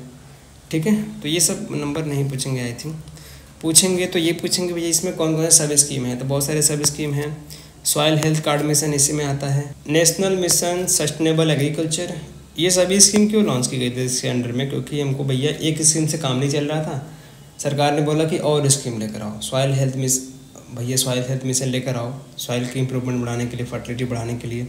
और 2021 में एक और स्कीम इसमें ऐड कर दी है इसके सबमिशन के रूप में, भारतीय प्राकृतिक कृषि पद्धति, ये पी है यहाँ पे, BPKP। ठीक है, BPKP, तो इस स्कीम को भी लेकर आए इसके अंडर में। और आपका नेशनल मिशन सस्टेनेबल एग्रीकल्चर है ये, उसके साथ साथ एक और स्कीम है स्पेशली नॉर्थ ईस्टर्न रीजन के लिए बनाई गई है कि वहाँ के लोगों को हम लोग जो नेचुरल फार्मिंग है उसको प्रमोट करने के लिए स्कीम लेकर आए हैं। इसमें भी आपको कुल फाइनेंशियल असिस्टेंस मिल रहा है लगभग 15,000 रुपये पर हेक्टेयर पर 3 ईयर के लिए हर एक फार्मर को, जो लोग इस नेचुरल फार्मिंग को प्रमोट करेंगे। ठीक है, उसके साथ ही इसमें भी है सब्सिडी कुछ मिलती है आपका, मैंने आगे टेबल डाला हुआ है, आपको दिखा दूंगा। पहले ऑब्जेक्टिव जान लेते हैं।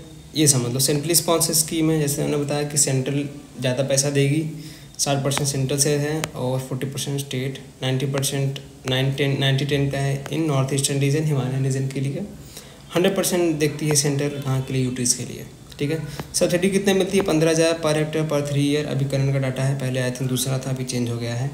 ऑब्जेक्टिव क्या है, to produce the agriculture product. तो एग्रीकल्चर के जो प्रोडक्ट हैं उनको बढ़ावा करना है, free from chemical and pesticides. तो जो भी एग्रीकल्चर के प्रोडक्ट अभी हैं हमारे इंडिया में, चाहे वो फूड का हो या फिर आप कोई और प्रोडक्ट ले लीजिए, तो उनको केमिकल फ्री बनाना है, पेस्टिसाइड फ्री बनाना है। ये मेन ऑब्जेक्टिव है इस स्कीम का। Promote natural resources, enhance the soil fertility, तो नेचुरल रिसोर्सेज के थ्रू फार्मिंग करनी है और इसके थ्रू हमारा सॉइल भी उसका इम्प्रूवमेंट होगा। To reduce the cost of cultivation, तो कॉस्ट ऑफ कल्टीवेशन को भी घटाना है। अब ज़्यादातर हम महंगे जो मिलते हैं, पेस्टिसाइड वगैरह मिलते हैं और खाद वगैरह बहुत महंगी मिलती है, तो उसको कम करेंगे तो ऑलरेडी कॉस्ट ऑफ कल्टीवेशन हमारा रिड्यूस होगा। Eco friendly, low cost and traditional way में हमें फार्मिंग करनी है। टू एम्पावर द फार्मर, तो फार्मर को बढ़ावा करेंगे कि भाई इन सब तरीक़ों से आप फार्मिंग कीजिए। समझ गए? तो ये मेन ऑब्जेक्टिव हैं। ये कुछ इसके सब स्कीम्स हैं इसके अंडर में। परंपरागत कृषि विकास योजना PKVY अप्रैल 2015 में स्टार्ट हुआ था। मेन एम याद रखना, कितना बजट एलोकेशन मिला है याद रखना, बाकी सब्सिडी देख लेते हैं। कुछ कंपोनेंट है जैसे कि आपको किसके लिए, जैसे अगर आप इनपुट खरीदने जा रहे हैं, बायो फर्टिलाइजर खरीदने जा रहे हैं, ऑर्गेनिक मैन्योर खरीदते रहे हैं, कंपोस्ट वगैरह, इस पे खर्चा कर रहे हैं तो गवर्नमेंट खुल के आपके ऊपर खर्चा करती है। लगभग 50,000 का सब्सिडी है, 50,000 खर्चा करते हैं, लगभग 31,000 रुपये, 62% उसका गवर्नमेंट दे देती है पर हेक्टेयर के रूप में। समझ रहे हैं? 3 सालों के लिए। तो अगर आप इस पे खर्चा कर रहे हैं प्राकृतिक खेती को प्रमोट करने के लिए, तो 62% का फाइनेंशियल असिस्टेंट 50,000 में से 31,000 रुपये आपको गवर्नमेंट देती है। ठीक है। अगर आप क्लस्टर सपोर्ट करना चाहते हैं, इंफ्रास्ट्रक्चर डेवलपमेंट में वैल्यू एडिशन में करना चाहते हैं, तो उसके लिए आपको 20 लाख पर क्लस्टर आप 100 हेक्टेयर के लिए 3 सालों के लिए इसमें फाइनेंशियल असिस्टेंट मिल जाए। ट्रेनिंग एंड कैपेसिटी बिल्डिंग के लिए भी 7,500 रुपये पर हेक्टेयर मिल रहा है 3 सालों के लिए। ठीक है। अगर आप मतलब ट्रेनिंग करना चाहते हैं कैसे प्राकृतिक खेती वगैरह होती है, तो उसके लिए भी गवर्नमेंट फाइनेंशियल असिस्टेंट देती है किसानों को। और सर्टिफिकेशन कोर्स वगैरह करना चाहते हैं इसके रूप में, तो आप 2700 पर हेक्टेयर के रूप में ले सकते हैं गवर्नमेंट से 3 सालों के लिए। ठीक है। अगर आप ऑर्गेनिक फार्मिंग या फिर ऑर्गेनिक सर्टिफिकेशन का कोर्स करना चाहते हैं, तो ये सब मैंने PIB से अभी करने का डाटा उठाया। अगर कोई भी इसमें मिस्टेक है, आपको कुछ गलत लग रहा है, तो आप क्रॉस वेरीफाई कर सकते हैं इसमें। तो एक वेबसाइट है गवर्नमेंट की, उपज नाम से, upaj.ag.gov.in करके। तो यहाँ से आपको एस्टिमेट्स वगैरह जो आते हैं यहाँ पे रिलीज़ कर देते हैं। तो फाइनल एस्टिमेट आया था अभी हर एक क्रॉप के लिए, तो मैंने 2 क्रॉप ऐड किए हैं। तो अगर आप बाकी क्रॉप का पढ़ना चाहते हैं तो वहाँ पे आपको मिल जाएगा सारा क्रॉप का। तो राइस प्रोडक्शन की बात करते हैं। अगर क्वेश्चन बनता है कि फाइनल एस्टिमेट कितना रहा था राइस प्रोडक्शन में, तो आप बता सकते हैं 168.74 लाख टन। कौन सा स्टेट सबसे हाईएस्ट में रहा? तेलंगाना। ठीक है। 5 स्टेट के नाम दिए गए हैं। टॉप में कौन है? Telangana, Uttar Pradesh, waste Bengal, Punjab and Chhattisgarh. ठीक है। कितना प्रोडक्शन रहा था आप यहाँ पे देख सकते हैं 168.74 लाख टन। अब यही सेम वीट के बारे में फाइनल एस्टिमेट कितना निकल के आया है? 353.40 लाख टन। ठीक है। यूपी टॉप में रहा है वीट प्रोडक्शन में। और यहाँ पे है फूड ग्रेन प्रोडक्शन की बात करते हैं, जो कि हमारा टोटल फूड ग्रेन प्रोडक्शन अभी करेंट का डाटा है। ठीक है। तो कितना है? 332.29, यानी कि 332.3 आप लेके चल सकते हैं, 332.3। ये काफ़ी इंपॉर्टेंट डाटा है, क्योंकि डायरेक्टली क्वेश्चन बन सकता है कि भैया अभी मैंने इस पे भी डाला था पोल्स में टेलीग्राम पे भी कि कितना रहा था इस बार का estimated food grain production total अपनी कंट्री का। 332.3 आप याद करके रखिए।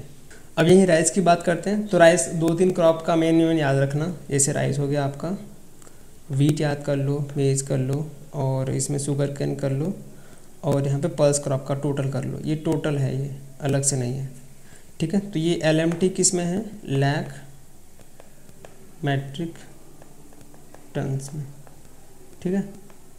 आप इसको चाहें तो बदल सकते हैं मिलियन टन्स में। जैसे राइस प्रोडक्शन की बात करते हैं तो 1378.25 लाख मैट्रिक टन। तो इसको हम लोग कैसे लिख सकते हैं? 137.82 lakh tons, sorry million tons. ठीक है। तो इस तरीके से भी आप याद रख सकते हैं, लेकिन नंबर पता होना चाहिए। छोटा करना चाहते हैं तो ऐसे करते हो आप। में से कितना है? 376.65 लाख मैट्रिक टन। पल्सेस में टोटल मैंने ऐड किया हुआ है, ये अलग अलग क्रॉप्स हैं उसमें नहीं है, सिर्फ टोटल मैंने बताया 242.46 लाख मैट्रिक टन्स। ठीक है। श्री अन्ना आप मिलेट्स का देख सकते हैं, यहाँ पे है। टोटल ऑयल सीड का देख लो, और शुगर केन का स्पेशली याद रखना, ठीक है। 4,531.58 लाख मैट्रिक टन का प्रोडक्शन रहा है हमारे कंट्री में। और कॉटन को हम लोग बेल्स में निकालते हैं तो कितना रहा था, 325.22 लाख बेल्स में, ठीक है। ऐसे ही आप फाइबर क्रॉप में जूट एंड मेस्टा का भी देख सकते हैं। तो ये डाटा इम्पॉर्टेंट है आपके एफसीआई के लिए भी, और आपका अगर एएफओ के एग्ज़ाम में क्वेश्चन बना तो डायरेक्टली पूछ सकते हैं, तो ये याद रखना। अब बात कर लेते हैं कि कितना कंट्रीब्यूशन रहा है हमारे एग्रीकल्चर एलाइड सेक्टर का। तो ये भी थोड़ा डाटा चेंज हुआ है, तो इसमें भी थोड़ा सा गौर करने की बात है, ध्यान दो यहाँ पे। टोटल इकोनॉमी में जो ग्रॉस वैल्यू एडिशन है हमारे एग्रीकल्चर एलाइड सेक्टर का, ये इंपॉर्टेंट है। कितना रहा है, 17.7%, ठीक है। अगर क्वेश्चन बनता है कि हमारा टोटल इकोनॉमी में ग्रॉस कितना जीवीए है एग्रीकल्चर और एलाइड सेक्टर का, एग्रीकल्चर का अलग से है पूरा, कि मतलब टोटल जीडीपी में एग्रीकल्चर कितना कंट्रीब्यूट करता है, वो अलग डाटा है। अगर पूछता है कि पूरे इकोनॉमी में ग्रॉस वैल्यू एडिशन बताइए एग्रीकल्चर एलाइड सेक्टर का, तो कितना रहेगा आपका, 17.7%, ठीक है। अदर्स यहाँ पे दिए गए हैं, उससे मतलब नहीं, हमको सिर्फ ये याद रखना 17.7। नंबर अच्छा है 17.7, आप उसको एक बार में याद कर सकते हैं, ठीक है। ये 23-24 का डाटा है। अब यहाँ पे आप ग्रोथ देख लो, ग्रोथ का ट्रेंड कैसा रहा था। तो total economy gross value addition का रेट दिया हुआ है, टोटल इकोनॉमी दी हुई है। एग्रीकल्चर एलाइड सेक्टर का कैसा ग्रोथ रेट रहा है, जैसे यहाँ ये बढ़ती हुई दिख रही है ये लाइन, ठीक है। इकोनॉमी में तो ग्रोथ हो रहा है। एग्रीकल्चर एलाइड सेक्टर का आप देखेंगे ग्रोथ रेट थोड़ा सा यहाँ पे डिक्लाइन हुआ है, यहाँ पे बढ़ा है, फिर यहाँ पे डिक्लाइन हुआ है। तो अभी करंट में थोड़ा सा डिक्लाइनिंग में चल रहा है ग्रोथ रेट, ठीक है।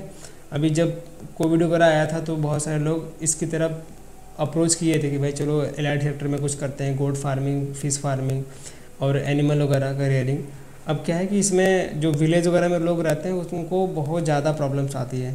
उतने अगर 4-5-6 गाय रख ली अपने यहाँ पे तो बहुत मुश्किल है उनको देखभाल करना, और अगर लोग नहीं है उनके पास उतने तो बहुत मुश्किल हो जाता है उनको संभालना, ठीक है। धीरे धीरे जो किसान जो है एलाइड में कमाने लगे, जिनके पास व्यवस्था वगैरह है वही कर रहे हैं अभी बड़े स्केल पे, ठीक है। तो ये ट्रेंड आप देख सकते हैं यहाँ पे। और ऐसे ही यहाँ पे है क्रॉप सबसे ज़्यादा हमारा कंट्रीब्यूट कर रहा है हर साल। देख लो यहाँ पे ग्रीन वाला पूरा क्रॉप है, ये वाला पूरा क्रॉप का कंट्रीब्यूशन है। धीरे धीरे एनिमल हस्बेंड्री भी बढ़ी है, और फिश प्रोडक्शन में भी काफ़ी ज़्यादा बढ़ाव मिला है। मतलब कि जो कोस्टल एरियाज़ हैं वहाँ पे लोग फिश फार्मिंग करते ही हैं, उसके साथ विलेज लेवल भी पॉन्ड वगैरह क्रिएट करके बायोफ्लो की टेक्नोलॉजी के थ्रू लोग फिश फार्मिंग वगैरह कर रहे हैं, ठीक है। तो ये ट्रेंड देख सकते हैं, इंगेजिंग आपको दिख रहा होगा हर एक सालों के लिए, हर एक सालों में, ठीक है। तो ये बस समझने के लिए दे दिया कि भाई किसका कितना कंट्रीब्यूशन है इकोनॉमी में। अब बात करते हैं थोड़ा सा कुछ फैक्ट के बारे में। अगर एग्जाम में क्वेश्चन बनता है कि टोटल जियोग्राफिकल एरिया हमारे कंट्री का कितना है, तो क्या आंसर मारेंगे, 329 मिलियन हेक्टेयर। ये रफली 328.7 समथिंग था, 97, तो मैंने इसको 329 कर दिया है। तो ये राउंड ऑफ फिगर याद रखना, 329 मिलियन हेक्टेयर हमारे कंट्री का जियोग्राफिकल एरिया है। और भी कुछ इंपॉर्टेंट करेंट के डाटा स्टैट्स हैं, फैक्ट हैं, जो कि एग्जाम में मतलब मैक्सिमम चांस रहते हैं कि पूछ लिया जाए। अब इसको देखते हैं। क्रॉपिंग इंटेंसिटी अगर आप पूछे कितना बताना है, 143.6%, 143.6% क्रॉपिंग इंटेंसिटी है। क्रॉपिंग इंटेंसिटी कैसे निकालते हैं उसको सीखिए, हमने क्लास लिया हुआ है उसके ऊपर। वेस्ट लैंड एरिया कितना है हमारे कंट्री का, 55.7 मिलियन हेक्टेयर। देख रहे हैं, वेस्ट लैंड यानी कि बेकार की ज़मीनें पड़ी हुई हैं, वहाँ पे खेती वगैरह होती नहीं। अगर आप पूछे कि टॉप का स्टेट कौन सा है जहाँ पे वेस्ट लैंड एरिया सबसे ज़्यादा है, क्या बताएंगे आप लोग, राजस्थान। क्योंकि भैया पूरी रेतीली जगह है, जो आपका पूरा रेत वाला एरिया मरुस्थल वाला है, वहाँ पे खेती वगैरह तो होती नहीं, तो वेस्ट लैंड में ही आएगा। तो मैक्सिमम जो जियोग्राफिकल एरिया का लगभग 16.96% हमारा वेस्ट लैंड में जाता है, 55.7 मिलियन हेक्टेयर, ठीक है। तो ये डाटा याद रखना कि अगर पूछे एग्जाम में कि वेस्ट लैंड कितना है हमारे कंट्री का, 55.7 मिलियन हेक्टेयर। तो एनएसओ ने बताया है कि जो हमारा according to the national sample survey office, तो percentage of rural household हमारे कंट्री में कितना परसेंट लोग रूरल हाउस होल्ड हैं, गाँव में रहते हैं, विलेजेस में रहते हैं, तो लगभग 50.3% है। और यहीं पे आपका वर्ल्ड बैंक के द्वारा 64 बताया गया है, ठीक है। तो रूरल पॉपुलेशन हमारे कंट्री के 64% है। तो ये दोनों तरीके से याद रख सकते हैं आप लोग। तो ये है 20th लाइफ स्टॉक सेंसस के अकॉर्डिंग हमने लिखा हुआ है कि जो लाइफ स्टॉक पॉपुलेशन हमारी कंट्री में लगभग 536.76 मिलियन। अभी आपने न्यूज़ भी सुना होगा, तो डेयरी के मिनिस्ट्री ने अभी अनाउंस किया था कि हमारा जो 21st का सेंसस है स्टार्ट हो जाएगा अक्टूबर से। अभी फेब में उसका करंट का डाटा आ जाएगा, ठीक है। तो अभी तक के लिए याद रखो, क्योंकि फेब तक अभी नेक्स्ट ईयर होगा, तब तक एग्ज़ाम आपका हो जाएगा। अगर एग्ज़ाम में पूछे कि 20th लाइफ स्टॉक सेंसस के अकॉर्डिंग बताना है आपको टोटल लाइफ स्टॉक की पॉपुलेशन कितनी है हमारी कंट्री में, तो 536.76 मिलियन है, ठीक है। हाईएस्ट नेट इरीगेटेड एरिया कहाँ पे है? उत्तर प्रदेश में। कितना एरिया है? 17.6 million hectare. Total area under micro irrigation in India तो कितना है? 83.46 लाख हेक्टेयर्स। कहाँ डाटा है ये? प्रधानमंत्री कृषि सिंचाई योजना, ठीक है। तो यहाँ से डाटा भी रिलीज हुआ है 2023-24 का बात बता रहा हूँ। तो माइक्रो इरीगेशन में आपको पता होगा ड्रिप एंड स्प्रिंकलर। तो अभी बहुत सारे स्टेट्स हैं जहाँ पे इसको अडॉप्ट किया जा रहा है। महाराष्ट्र टॉप में है आई थिंक, वहाँ पे पानी की भी कमी है बहुत सारे एरियाज़ में, तो इसीलिए माइक्रो इरीगेशन को अडॉप्ट कर रहे हैं। और हर एक स्टेट को करना चाहिए, क्योंकि इसमें जो वाटर का सेविंग है लगभग 70% तक हो जाता है, ठीक है। 30 से लेकर 70% तक हम वाटर की सिक्योरिटी कर सकते हैं, और प्रोडक्शन भी अच्छा खासा इंक्रीज होता है। तो प्रधानमंत्री कृषि सिंचाई योजना के माध्यम से जो अभी डाटा निकल के आया था 83.46 लाख हेक्टेयर जो है हमारा total area under micro irrigation, ठीक है। माइक्रो इरीगेशन की बात हो रही है तो ये याद रखना आप लोग। ग्रोथ रेट की बात करते हैं एग्री एलाइड सेक्टर की, जो पीछे हमने दिखाया था इसमें 3%। तो इतने परसेंट से एग्री एलाइड सेक्टर का ग्रोथ हमारे कंट्री में हो रहा है। और क्या है आगे देखते हैं। अगर नेट सोन एरिया के बारे में पूछे एग्जाम में कि नेट सोन एरिया कितना है हमारे कंट्री का, तो 141 मिलियन हेक्टेयर याद रखना। लगभग कितना 42.8% टोटल जियोग्राफिकल एरिया का है हमारे, ठीक। ग्रॉस सोन एरिया कितना है? लगभग 219.158 मिलियन हेक्टेयर, ठीक है। तो ये भी डाटा इंपॉर्टेंट है, ठीक। स्टार मार्क कर दिया जाए। नेट सोन एरिया और ग्रॉस सोन एरिया दोनों याद रखना है। Net irrigated area 77 million hectare. तो हमने अभी पीछे देखा था यहाँ पे किसका था वो, सिर्फ और सिर्फ माइक्रो इरीगेशन की बात हो रही है। 83 लाख। अगर बात करें तो 8.3 मिलियन हेक्टेयर, ठीक है। और यहाँ पे क्या है टोटल नेट एरीगेटेड एरिया हमारे कंट्री का 77 मिलियन हेक्टेयर। लाख हेक्टेयर में आप इसको याद रख सकते हैं। तो मिलियन हेक्टेयर में याद रखना 77 मिलियन हेक्टेयर जो कि हमारे कंट्री का नेट एरीगेटेड एरिया है, ठीक है। शेयर की बात करते हैं, वही लिखा गया कि भाई एग्रीकल्चर एलाइड सेक्टर की हमारी इकोनॉमी में कितना वैल्यू एडिशन है, तो कितना भैया 17.7%, ठीक है। तो पीआईबी में अभी करंट में डाटा आया था। उसके अलावा अगर पूछे कि share of agriculture in total gross value addition कितना है 18%, ठीक है। तो ये फाइनेंशियल ईयर 2023 में पीआईबी में आया है। और टोटल फॉरेस्ट कवर पूछे अगर एग्जाम में इंडिया का कितना है, तो 80.9 मिलियन हेक्टेयर। लगभग ये 24.62% हमारे जियोग्राफिकल एरिया का आता है। तो इम्पोर्टेंट डाटा है। टोटल फॉरेस्ट कवर कितना है हमारे कंट्री में 80.9, लगभग राउंड फिगर आप 81 मान के चल सकते हैं। 81 मिलियन हेक्टेयर लगभग हमारे टोटल फॉरेस्ट कवर एरिया है हमारे कंट्री में। State with highest forest area in the country Madhya Pradesh, area की बात हो रही है, followed by the Arunachal Pradesh. और मिजोरम की बात करते हैं तो forest cover in terms of percentage total geographical area, तो जो मिजोरम जितना बड़ा स्टेट है उसके एरिया के अकॉर्डिंग हम कंपेरिजन करते हैं, तो वहाँ पे परसेंटेज ऑफ फॉरेस्ट कवर ज़्यादा है, ठीक है। लेकिन अगर कंट्री में बात करते हैं तो टोटल फॉरेस्ट एरिया कहाँ पे है? मध्य प्रदेश, उसके बाद अरुणाचल प्रदेश। मिजोरम में क्या है? Highest forest cover in terms of percentage, ठीक है। टोटल फूड ग्रेन प्रोडक्शन अभी हमने देख लिया मिलियन टन्स में है, ठीक है। तो इतनी चीज़ें हैं इसमें। ये मैंने अपडेट कर दिया है, जो मैंने स्कीम्स का पीडीएफ बना के दिया था उसमें कुछ डाटा पुराने थे, तो मैंने ये नए वाला डाटा ऐड कर दिया, जाके डाउनलोड कर सकते हैं, वो भी टेलीग्राम पे मैंने पिन किया हुआ है।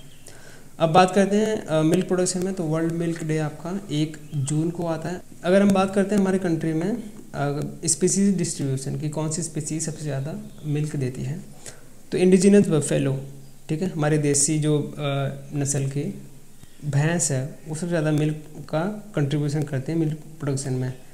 उसके बाद क्रॉस ब्रीड काऊ का योगदान ज़्यादा है, लगभग 29.81%, लगभग 30% कंट्रीब्यूशन हमारी क्रॉस ब्रीड काऊ करती हैं। इंडिजिनस काऊ थोड़ा सा कम है, यहाँ पे प्रोडक्शन 10.73%। ठीक है, तो टॉप का ही आगे अगर आएगा तो आएगा, टॉप का ही आएगा। अगर पूछता है कि हमारे मिल्क प्रोडक्शन के डिस्ट्रीब्यूशन में हमारे कंट्री में सबसे ज़्यादा कौन सी स्पीसीज़ का योगदान है, ठीक है, कंट्रीब्यूशन है, तो कौन से स्पीसीज़ है? Indigenous buffalo. कितना परसेंट? 32% लगभग, याद रखना। ठीक है, गोट्स भी थोड़ा बहुत मिल्क प्रोडक्शन में योगदान दे रही हैं। एक्जोटिक काऊ आप देख सकते हैं यहाँ पे है। एक्जोटिक काऊ उतना सूटेबल नहीं है हमारे इन्वायरमेंट के लिए, इसीलिए उतना हम पालते वगैरह नहीं हैं। बाकी क्रॉस ब्रीड और इंडिजिनस ब्रीड भी हैं अच्छी खासी।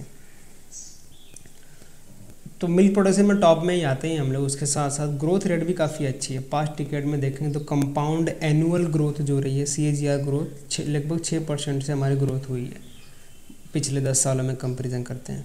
अगर आपसे पूछें कि मिल्क प्रोडक्शन कितना है हमारे कंट्री का, एस्टिमेटेड कितना है? 236.35 मिलियन टन। 23-24 डाटा है ये, आई थिंक ये पुराना डाटा 230 था समथिंग, अब ये 236.35 हो गया। लगभग 2.5% का ग्रोथ इसमें आया है, देखने को मिला है। ठीक है, तो ये डाटा इंपॉर्टेंट है, यहाँ पे मैं इसको हाईलाइट कर देता हूँ कि 236.35 मिलियन टन जो है मिल्क प्रोडक्शन हमारी कंट्री का टोटल एस्टिमेटेड रहा है। कितनी ग्रोथ है? 2.5% की ग्रोथ मिली है लास्ट ईयर से। पर कैपिटा अवेलेबिलिटी बढ़ा हुआ है, 459 ग्राम पर डे बोलते हैं, लेकिन पता नहीं सब पीते हैं कि नहीं। आधा लीटर दूध तो पीना ही चाहिए डेली, इन्होंने बोला है कि कर अवेलेबिलिटी है, लेकिन मिलता कितना है वो कुछ पता नहीं है। और इतना मिल्क है हमारे कंट्री में, लेकिन फिर भी हंगर इंडेक्स में देखेंगे तो हम लोग बहुत पीछे हैं। मतलब मानो कि इतना पैदावार हो रहा है, मिल्क प्रोडक्शन में आ गए हैं, वेजिटेबल्स में आ गए हैं, फ्रूट्स में आ गए हैं, लेकिन खाने के लिए किसी को मिल ही नहीं रहा है। जिनके पास है वो परम्पार है, जिनके पास है बिल्कुल नहीं है। तो ये थोड़ा सा डिस्ट्रीब्यूशन गलत है। जो अमीर हैं बहुत ही अमीर हैं, जो गरीब हैं बहुत ही गरीब हैं। अब इसको पता नहीं कैसे सॉल्व करेंगे, गवर्नमेंट का काम है, हमारा क्या काम है, बस हम पढ़ते हैं।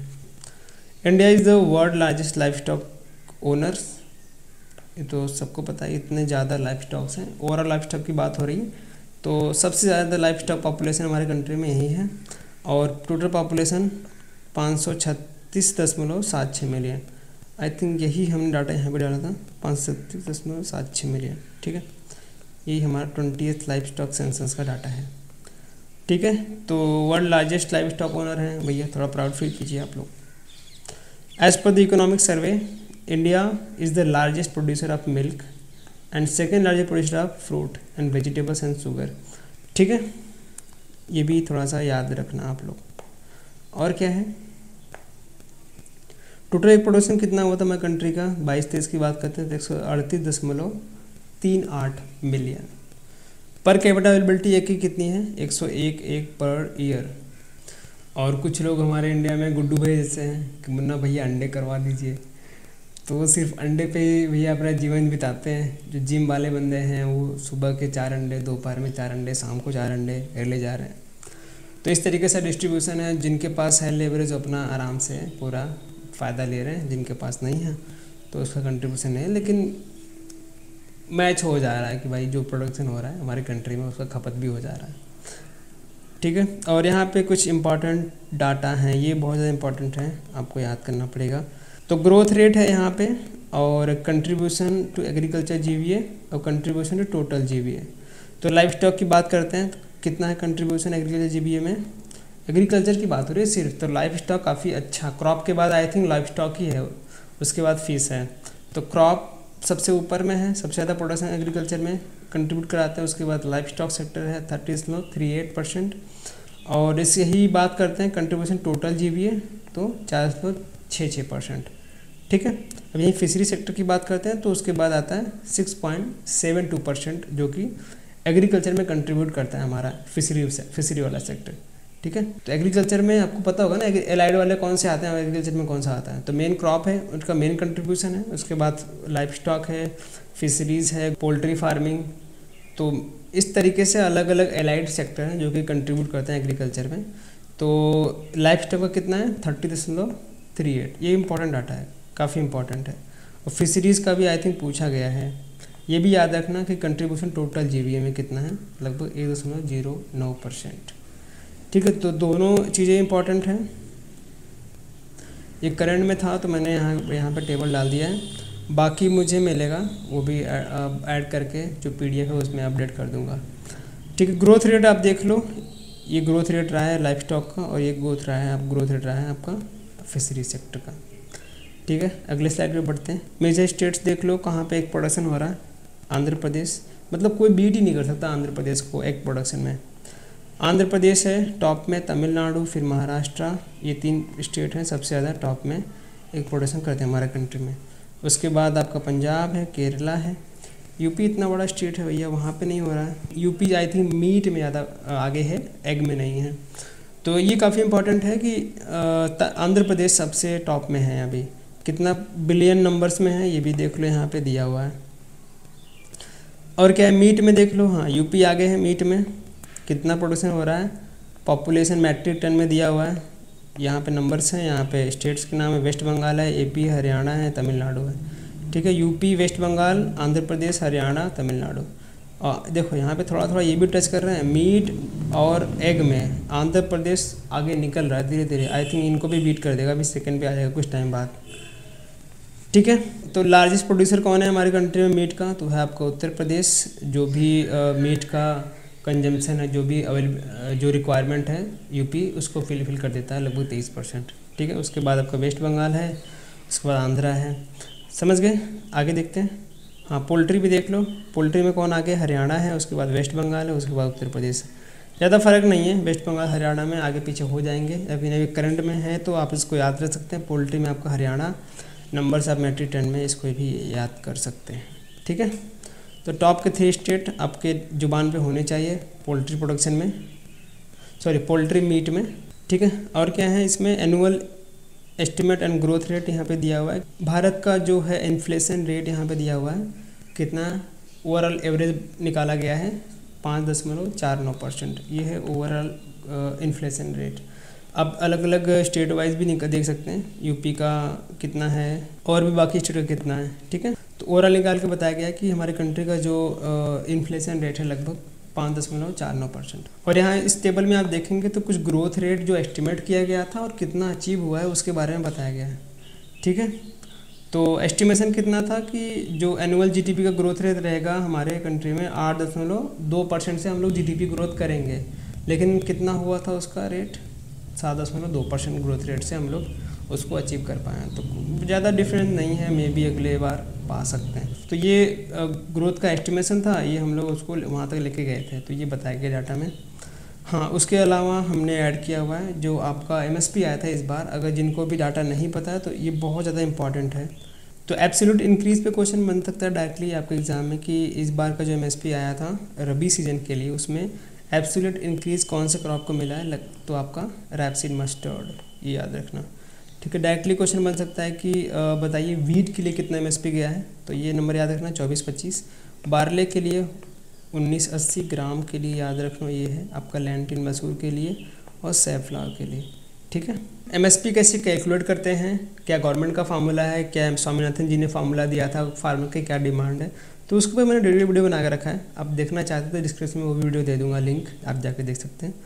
तो cabinet committee on economics affair CCEA जो है आपका एमएसपी को अप्रूव करती है और CACP के द्वारा एमएसपी को रिकमेंड किया जाता है। तो ये दोनों चीज़ याद रखना कि अप्रूव कौन करता है, CCEA cabinet committee on economics affairs, और रिकमेंड कौन करता है, CACP commission of agricultural cost and prices, और अनाउंस आपको पता है गवर्नमेंट करती है। और CCEA के चेयरपर्सन कौन है, हमारे PM मोदी जी हैं। ठीक है, तो ये कुछ इंपॉर्टेंट डाटा है एमएसपी के बारे में। ठीक है, तो ये डाटा करंट में था, मैंने आपके लिए ऐड कर दिया है। और आपको पता होगा वैकेंसी कितनी है, वैकेंसी थोड़ी सी कम है, लेकिन अगर आप अपना नाम इसके अंदर रहना चाहते हैं तो आपके पास क्वालिटी क्वेश्चंस होने चाहिए। तो हमने आपके लिए मेंस लेवल के फुल लेंथ मॉक बना दिए हैं, अगर आप देखना चाहते हैं तो अभी ऑफ़र भी चल रहा है, तो 299 में आ जाकर ज्वाइन कर सकते हैं, फुल लेंथ मॉक और सेक्शनल मॉक दोनों। ठीक है, और ये ऑफ़र वैलिड है 30 तारीख तक। A25 कोड यूज़ करेंगे तभी ये 100 रुपये का ऑफ मिलेगा, नहीं तो 399 आपको देना होगा।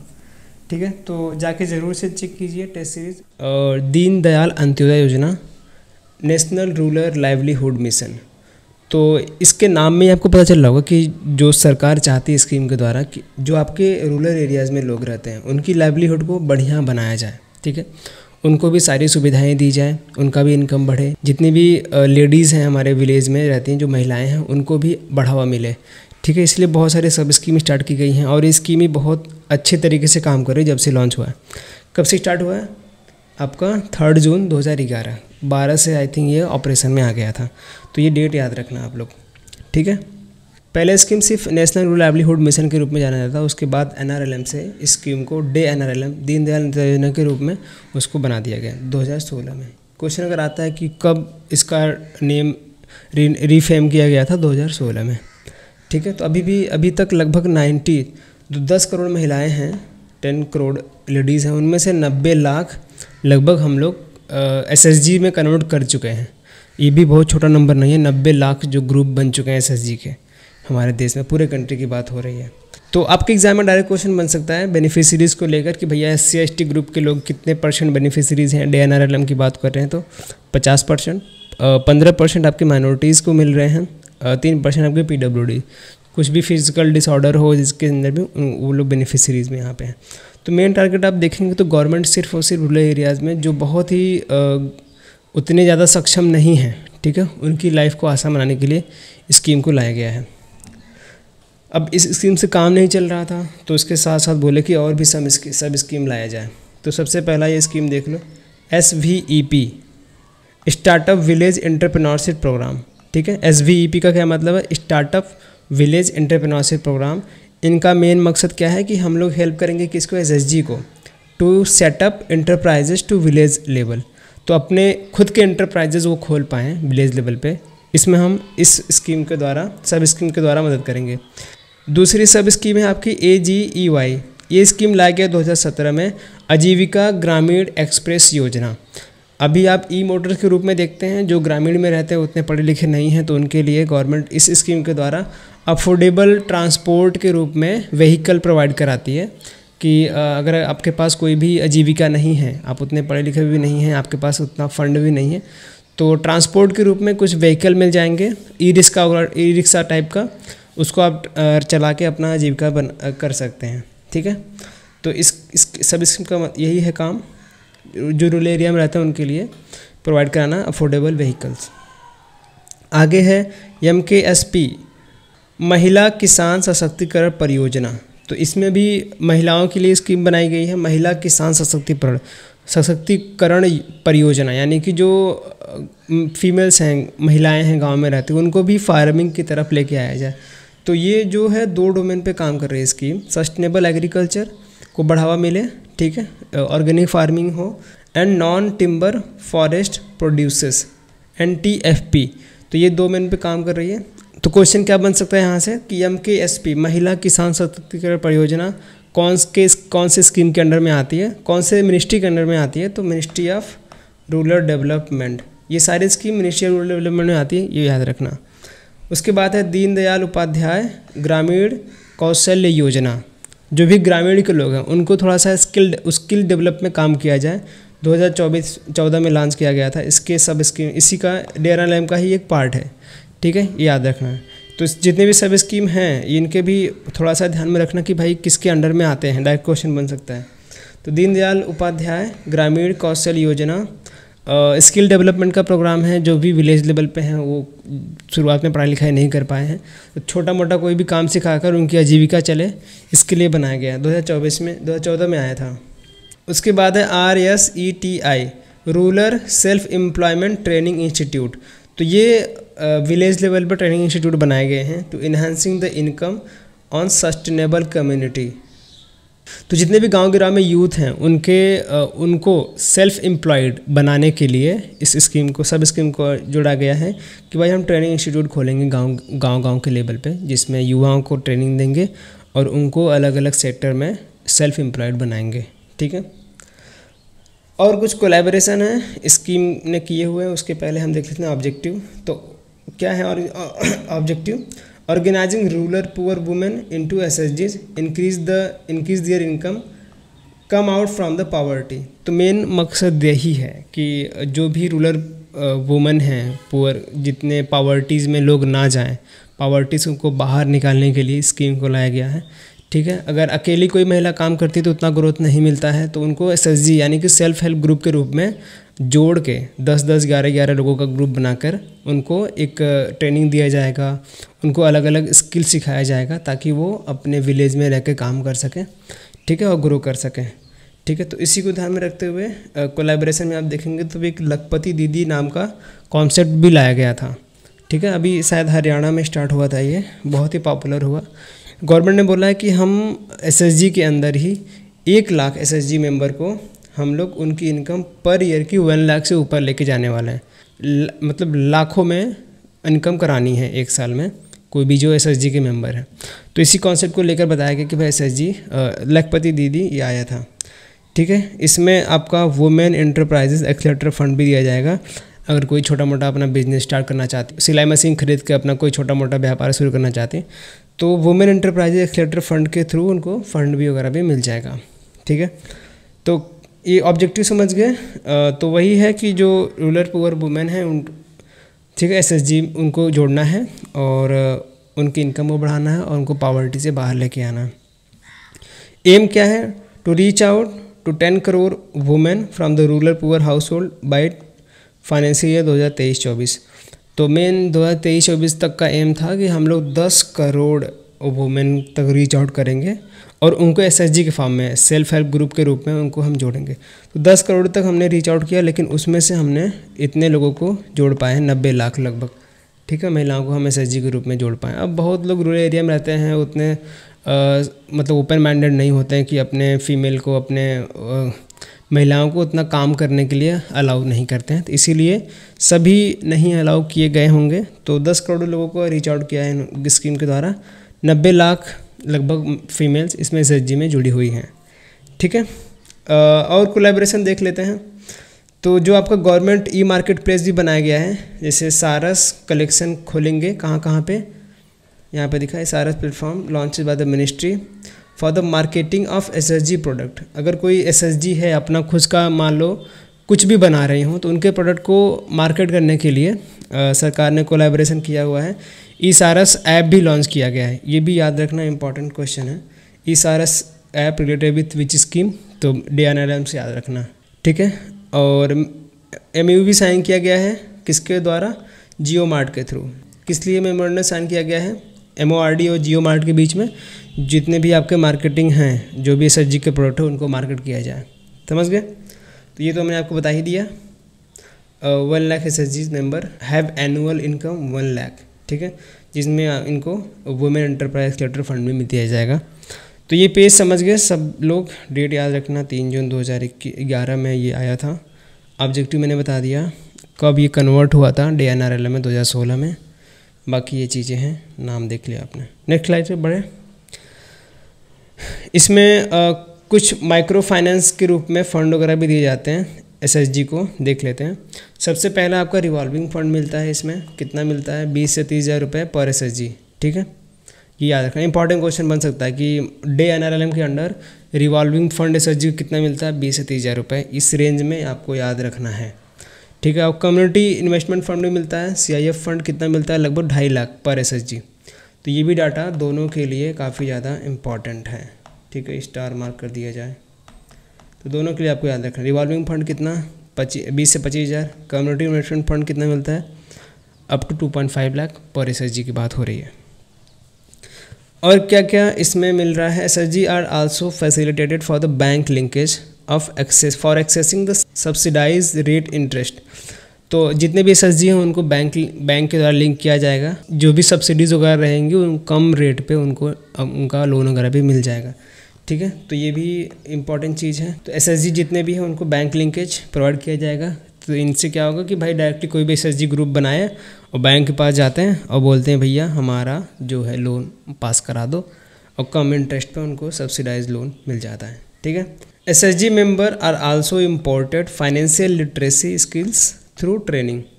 तो अभी हमने पीछे बात किया कि ट्रेनिंग वगैरह पूरे गांव के लेवल पे प्रोवाइड किया जाएगा, हर एक SHG मेंबर को ट्रेनिंग वगैरह मिल जाएगी स्किल अप करने के लिए।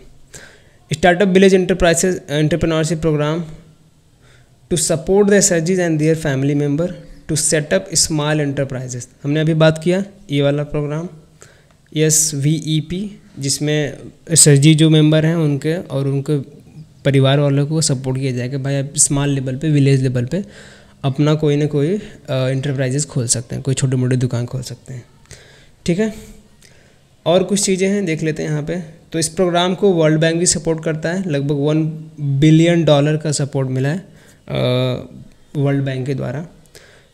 DNRLM आल्सो लॉन्च संगठन से समृद्धि, लिविंग नो वुमन बिहाइंड। तो ये इंपॉर्टेंट क्वेश्चन बन सकता है कि संगठन से समृद्धि जो है किसके द्वारा लॉन्च किया गया है, किसके अंडर में, तो आपका DNRLM। ठीक है, ये बात याद रखना, क्वेश्चन फ्रेम हो सकता है। तो 4 कोर कंपोनेंट के बारे में बात कर लेते हैं, आपका ये स्कीम हो जाएगा। बाकी चीज़ें हमने आपको समझा दिया है। तो मेन कंपोनेंट क्या है, डायरेक्ट क्वेश्चन बनने का आसार हैं। आपके 4 ऑप्शन दे देगा, उसके बाद 5वां देगा, 5वें में गलत मार्क आ जाएंगे आल ऑफ दिस करके। तो याद रखना कि social mobilisation, promotion of, strengthen of SHG। Social mobilisation मिलेगा, ये मेन पहला कंपोनेंट है। फाइनेंशियल इंक्लूजन दिया जाएगा। Second component sustainable livelihood and social inclusion and social development and access to entitlement through convergence. ठीक है, मेन स्टार्टिंग का point याद रख लो, social mobilization, financial inclusion, sustainable livelihood, social inclusion. ठीक है, ये 4 मेन कंपोनेंट हैं इस DNRLM के। ओके, समझ गए आप लोग, इसको मैं हाईलाइट कर देता हूँ। ठीक है, ओके, आगे है क्या है, क्वेश्चन कुछ डाले मैंने, देख लो। 3 क्वेश्चन है। Maharishi proposal is associated with, Maharishi proposal आपके एग्जाम में आता है तो किससे एसोसिएटेड है ये चीज़ें, मिलेट प्रमोशन से रिलेटेड है। Sangathan Samriddhi, leaving no rural women behind is associated with DNRLM, अभी बात किया हमने। साथी एक पोर्टल बनाया गया है, मोबाइल ऐप लॉन्च किया गया है मिनिस्ट्री ऑफ एग्रीकल्चर के द्वारा, किससे एसोसिएटेड है वो बताना है।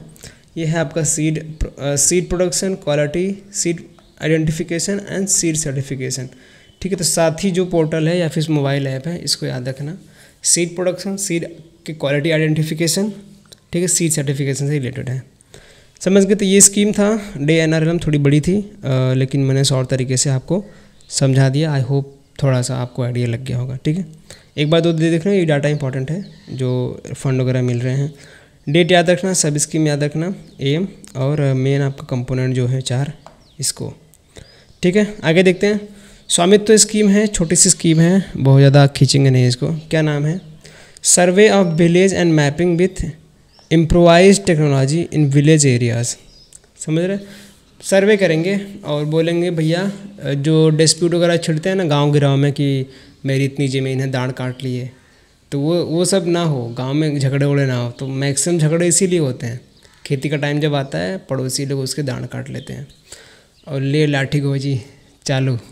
तो उसको रोकने के लिए स्वामित्व स्कीम लेके आया गया है अप्रैल 2020 में, 24 अप्रैल, कि भैया हम ड्रोन के माध्यम से ऊपर से नाप के बता देंगे कि कितनी ज़मीन है आपके पास और आपका कार्ड मिल जाएगा आपके एरियाज़ का। ठीक है, ये काफ़ी इंपॉर्टेंट चीज़। तो कोलैबोरेशन पंचायती राज, SRD और सर्वे ऑफ इंडिया, इनके द्वारा कोलैबोरेशन में स्कीम को चलाया जा रहा है। सेंट्रल सेक्टर स्कीम है, aim to provide record of right, record of right, ये 2-3 बार याद कर लो, record of right.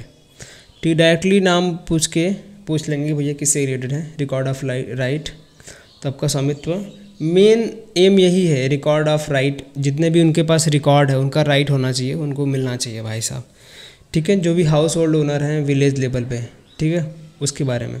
With the insurance of legal ownership, right property card. ठीक है, तो उनके पास अपनी प्रॉपर्टी का एक कार्ड होना चाहिए, नहीं कोई भी गरीब है, अमीर लोग आते हैं उनको कब्जा करके अपना अधिकार जमा लेते हैं, ऐसा कुछ नहीं। ठीक है, तो जितने भी ओनर्स हैं पहले से उनकी ज़मीनें, उनके पास एक राइट है अपना कार्ड होल्ड करने के लिए। तो इसके ऊपर गवर्नमेंट काम कर रही है, स्वामित्व स्कीम लेके आया गया है। क्या एम है? Aim to cover 6.62 lakh villages in the country. 2021 से लेकर 24-25 तक ये एम है, 20 में ही लॉन्च किया गया था। 6.5 लाख लगभग विलेजेस को कंट्री में अपने कवर करना है, ठीक है। तो ये जो सर्वे है जो राइट ऑफ कार्ड प्रोवाइड कराने वाले हैं विलेज लेवल पे, तो जितना भी खेत है किसानों के पास, जितना उनका राइट है, उनका कार्ड देने के लिए क्या करेंगे, गवर्नमेंट बोले कि भैया हम ड्रोन से सर्वे करेंगे यूजिंग ड्रोन टेक्नोलॉजी, ठीक है। अभी तक कितना हो चुका है? लगभग 3.1 लाख विलेजेस हमने कवर कर दिए हैं एंड 2.03 करोड़ प्रॉपर्टीज़ को हमने कवर कर दिया है, समझ रहे हैं। तो अभी हमारा एम था 6.62 लाख, हमने आधा लगभग कवर कर दिया। गवर्नमेंट का आधा काम हो गया, मतलब बहुत हो गया, समझ रहे हैं। तो ये नंबर याद रख सकते हैं कितना कवर कर दिया है, लगभग 3.12 लाख विलेजेस कवर कर दिए हैं और इतनी प्रॉपर्टीज़ को इन्होंने कवर कर दिया है।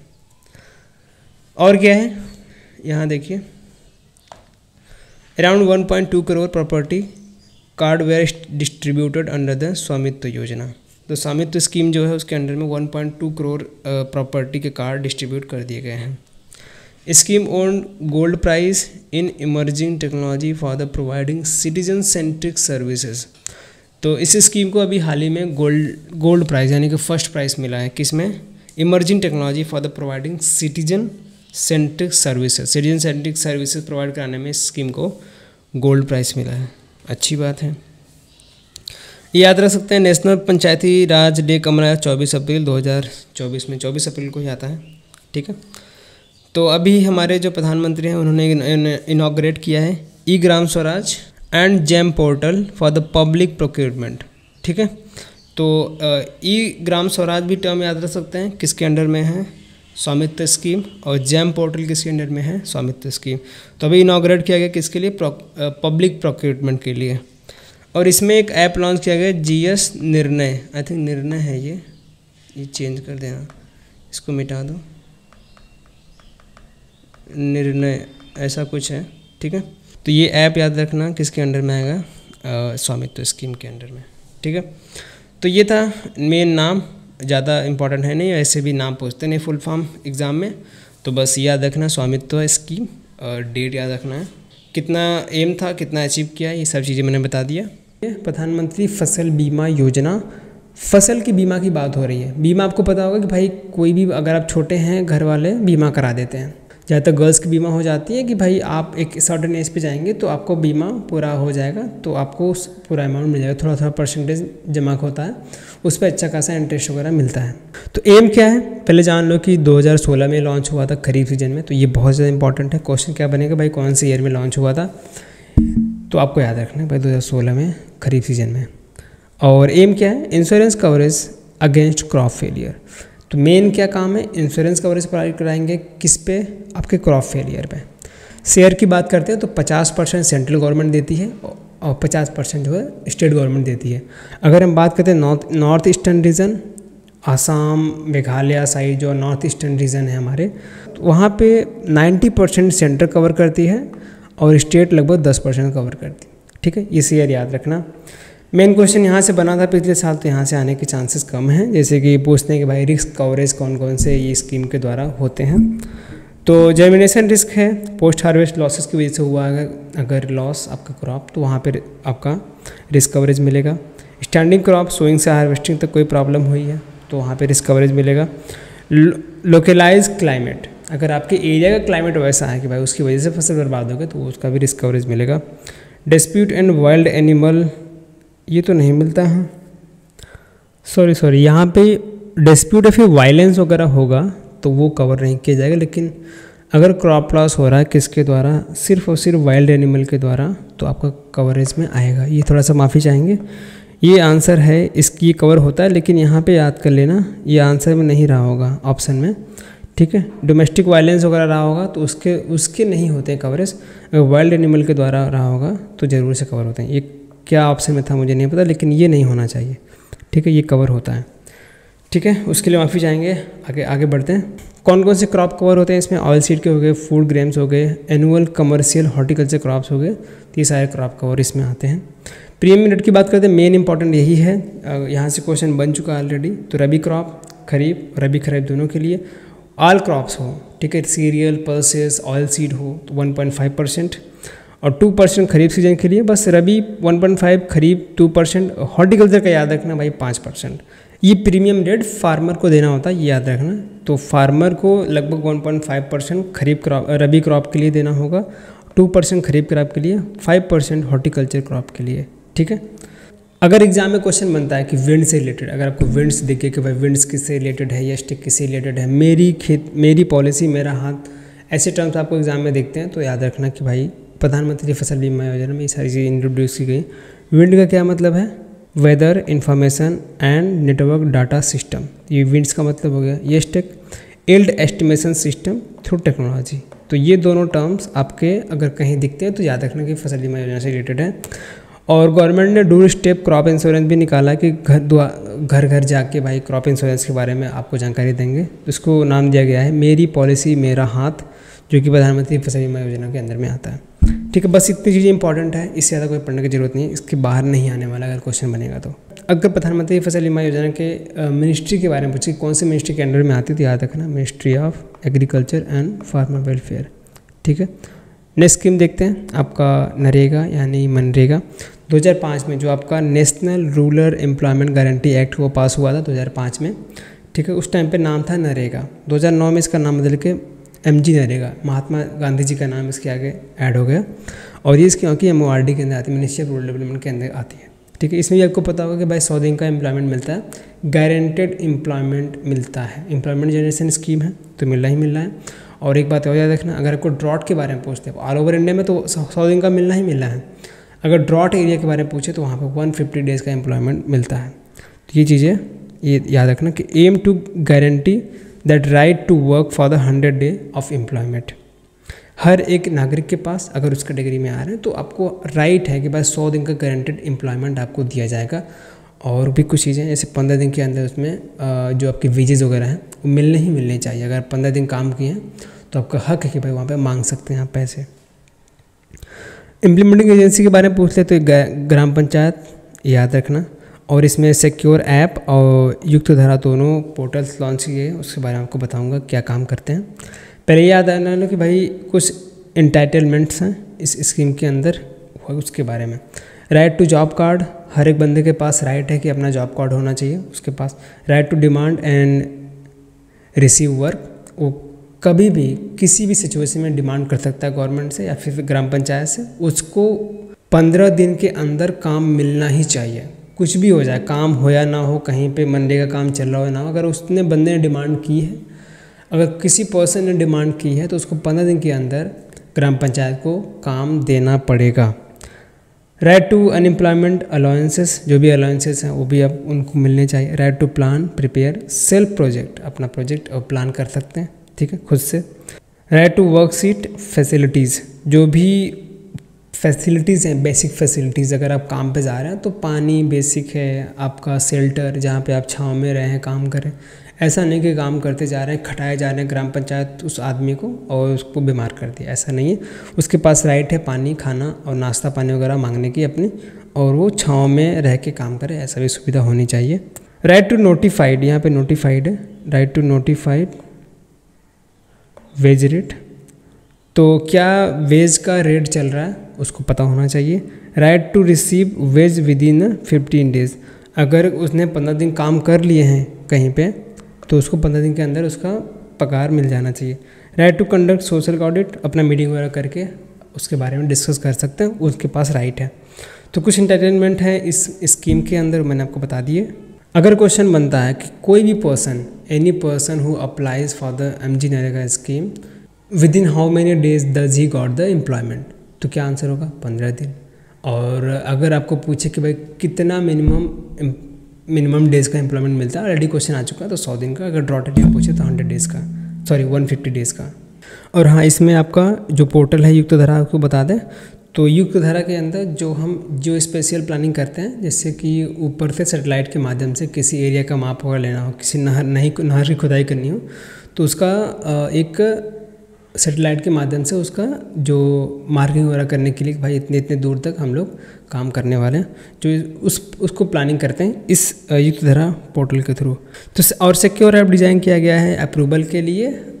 कोई भी एम्प्लॉई है तो उसको वेजेस वगैरह मिल पा रहे हैं नहीं मिल पा रहे हैं, उसके साथ ही वो अटेंडेंस वगैरह देने के लिए वो काम वगैरह में आते हैं। तो सिक्योर ऐप इस काम के लिए है। MG नरेगा में ग्राम पंचायत इम्प्लीमेंटिंग एजेंसी है, याद रखना। कब ये MG नरेगा से MG नरेगा हुआ था वो भी याद रखना, डेट 2009 में हुआ था। मिनिस्ट्री कौन सी है, MORD। और बाकी कोई चीज़ें याद करने की ज़रूरत नहीं है, बस ये चीज़ें याद रखो, आपका काम हो जाएगा, ठीक है। अगला देख लेते हैं KCC स्कीम, किसान क्रेडिट कार्ड। क्रेडिट कार्ड का क्या मतलब है भैया, लोन देना, ठीक है। आजकल तो बहुत ज़्यादा प्रचलन है, अगर आपने कहीं भी बैंक का खाता खुलवा लिया है तो क्रेडिट कार्ड वाले फ़ोन कर करके आपका दिमाग ख़राब कर देंगे, ठीक है। तो लोन किस पे दे रहे हैं, क्या परचेज़ करने के लिए भैया, agriculture input, seed, fertiliser, pesticide. तो क्या इसके क्या समझते हैं आप, छोटे मोटे सामान। ऐसा नहीं कि आप कोई बड़ी मशीनरीज खरीदने जा रहे हैं तो आपके लिए गवर्नमेंट पैसा देगी, वैसा नहीं है। तो बहुत पुरानी स्कीम है, 1998 में इस्टेब्लिश हुआ था। याद रखना, शॉर्ट टर्म लोन प्रोवाइड करने के लिए ये स्कीम बनाई गई है। शॉर्ट टर्म लोन यानी कुछ खर्चे अगर आपके हैं उसके लिए, ठीक है। Short term loan credit objective जान लो। पोस्ट हार्वेस्ट एक्सपेंसेस है उसके लिए आपको मिल जाएगा लोन। मार्केटिंग लोन के लिए अप्लाई करते हैं उसके लिए भी मिल जाएगा। Consumption requirement for the farmer house hold, अगर कुछ प्रॉब्लम आ गई, भाई फसल उगी नहीं उस साल और खाने वगैरह में दिक्कत आ रही है तो उसके लिए भी अप्लाई कर सकते हैं। और working capital for the maintenance, investment credit requirement for the agri allied activities, ठीक है। पोल्ट्री, फिश फार्मिंग वगैरह खोलना चाहते हैं तो आप किसी से लोन के लिए अप्लाई करते हैं तो आपका अप्रूवल मिल जाएगा। तो ये मेन ऑब्जेक्टिव हैं इस स्कीम के। और शॉर्ट टर्म लोन ये देते हैं, ये याद रखना, ठीक है। ये मोस्ट इंपॉर्टेंट है कि किसी scheme short term loan provide करती है, फिर लॉन्ग टर्म लोन, तो आपको याद रखना है शॉर्ट टर्म लोन प्रोवाइड कराती है, ठीक है। तो ये आपके कवरेज आ जाते हैं, ठीक है। मेन छोटे छोटे जो कवरेज हैं वो याद रखना। अगर क्वेश्चन में दिखता है परचेजिंग फार्म मशीनरी, अगर थ्रेसर खरीदने जा रहे हैं, रोटावेटर या फिर हार्वेस्टिंग मशीन खरीदने जा रहा है तो उसके लिए सरकार लोन नहीं देने वाली KCC में। तो बेसिक जो आपके लोन हैं वो ही सिर्फ और सिर्फ इसमें कवरेज किए जाएंगे। तो ये मेन इंपॉर्टेंट ऑब्जेक्टिव याद रखना, कौन कौन से इसमें कवर किए जाते हैं लोन में, ठीक है। मिनिस्ट्री कौन सी, ministry of agriculture and farmer welfare. Government of India provides interest subvention about 2%। Interest subvention क्या है कि भाई छूट दे दो, अगर प्रॉब्लम है किसान को 2% का छूट उसमें सबवेंशन मिल जाता है फार्मर को। तो ये काफ़ी ज़्यादा इंपॉर्टेंट है, KCC लोन में 2% का सबवेंशन फार्मर को मिलता है, ठीक है। अमाउंट लोन की बात करते हैं, मार्जिनल फार्मर को लगभग 10,000 से 50,000 का आराम से शॉर्ट टर्म लोन मिल जाता है। कुछ सिक्योरिटीज़ में मिलती है जिसमें काफ़ी हाई KCC की लिमिट रहती है। जैसे हाइपोथेटिकल क्रॉप के लिए आप ले रहे हैं तो KCC की लिमिट 1 लाख होनी चाहिए। टाई अप रिकवरी के लिए है तो कार्ड लिमिट लगभग 3 लाख की होती है। और कोलेटरल सिक्योरिटी है, जैसे लोन लिमिट आप 1 लाख लेते हैं, अगर आपका नॉन टाई अप है तो वहाँ पे आपका 3 लाख का लिमिट रहता है, ठीक है। तो ये सिक्योरिटी में याद रखना। और बाकी चीज़ें इंपॉर्टेंट नहीं है, बट डेट याद रखना, 1998 में स्टेब्लिश हुआ था। सबवेंशन लगभग 2% मिलता है। मेन ऑब्जेक्टिव याद रखना, बेसिक यही चीज़ों के लिए सिर्फ और सिर्फ कवरेज मिलता है, ठीक है। लोन अमाउंट याद रखना, मार्जिनल फार्मर के 10,000 से 50,000 रुपये शॉर्ट टर्म लोन मिलता है, ठीक है। तो ये है कुछ अभी करंट में 24 अक्टूबर को PIB में ये न्यूज़ आया था कि जो हमारे मिनिस्टर हैं, कौन सी मिनिस्ट्री के, ministry of fisheries, animal husbandry and dairying. तो यही मिनिस्ट्री है जो कि सारा कार्यभार संभालती है, ठीक है। सब कुछ इसी के अंडर में आता है, फिशरीज़ वाला डाटा और आपका एनिमल हस्बेंड्री, डेयरी वाला डाटा इसके अंडर में आते हैं। तो ये इंपॉर्टेंट क्यों है, क्योंकि एनिमल हस्बेंड्री एक बड़ा पोर्शन है, IPPS CFO के एग्ज़ाम में आता है, 10 नंबर वहाँ से आते हैं। तो अगर करंट से टच करता है एग्जामिनर तो एक क्वेश्चन फंसा सकता है आपके एग्ज़ाम के लिए। तो मिनिस्ट्री ऑफ फिशरीज़, पहले बात ये याद रखना, मिनिस्ट्री किसकी मिनिस्ट्री के अंदर में आता है, ministry of fisheries, animal husbandry and dairying, ठीक है। और इसके मिनिस्टर कौन है, श्री राजीव रंजन सिंह, ठीक है। ये नाम भी याद रख सकते हैं, मे भी पूछ लें, लेकिन AFO में इतना कम स्टैंडर्ड नहीं रखेंगे, डायरेक्टली नाम पूछें, ठीक है। तो उन्होंने लॉन्च किया है कि भैया आपका सेंसस का ऑपरेशन हमने शुरू कर दिया है, 21st लाइफ स्टॉक सेंसस का, ठीक है। तो जल्दी आपको देखने को मिल जाएगा। 5 अक्टूबर को कहाँ पे हुआ था, न्यू दिल्ली में भी लॉन्च किए हैं 25 अक्टूबर को, ठीक है। और लाइफ स्टॉक सेंसस जो है हमारा इसका मेन इम्पॉर्टेंट काम क्या है कि हमारे इंडिया में जितने भी बोवाइन पॉपुलेशन है, इन सभी के जो नंबर्स हैं वो हमको पता होना चाहिए, कितना मिल्क प्रोडक्शन हुआ है, कितनी ग्रोथ वगैरह हुई है, कैसे हम इसको और इम्प्रूव कर सकते हैं। और यही एक मान सकते हैं कि यही आपकी मिनिस्ट्री है जो कि बहुत ज़्यादा एक्टिव में है, बहुत सारे सब स्कीम्स निकाल के रखे हैं ये, और इसी वजह से इंडिया टॉप में आता है मिल्क प्रोडक्शन में, और बहुत बड़ा शेयर है इंडिया का, ठीक है। सेंसस का आपको पता होना चाहिए कि भाई हर 5 सालों पे आपका सेंसस आता है, ठीक है। तो 19 में आया था, अभी 24 में आ जाना चाहिए था, लेकिन थोड़ा सा डिले हो गया है। जब पहला लॉन्च अगर पूछे एग्ज़ाम में कि पहला लाइवस्टॉक सेंसस कब आया था, तो 1919 में आया था, ठीक है, ये बात याद रखना। और अगर हम जीडीपी ग्रोथ की देखते हैं तो इंडिया में जो लाइवस्टॉक का कंट्रीब्यूशन है बहुत ही ज़्यादा है, आपको भी पता होगा। क्रॉप के बाद हमने पिछले वीडियो में आपको टेबल दिया था, क्रॉप के बाद लाइवस्टॉक का जो कंट्रीब्यूशन है एग्रीकल्चर जीवीए में भी और पूरा जीडीपी में भी काफ़ी अच्छा है। तो लगभग देखते हैं तो 5.5% कंट्रीब्यूट करता है अपने पूरे जीडीपी में लाइवस्टॉक सिर्फ, ठीक है। तो ये बात थोड़ा सा याद रखना।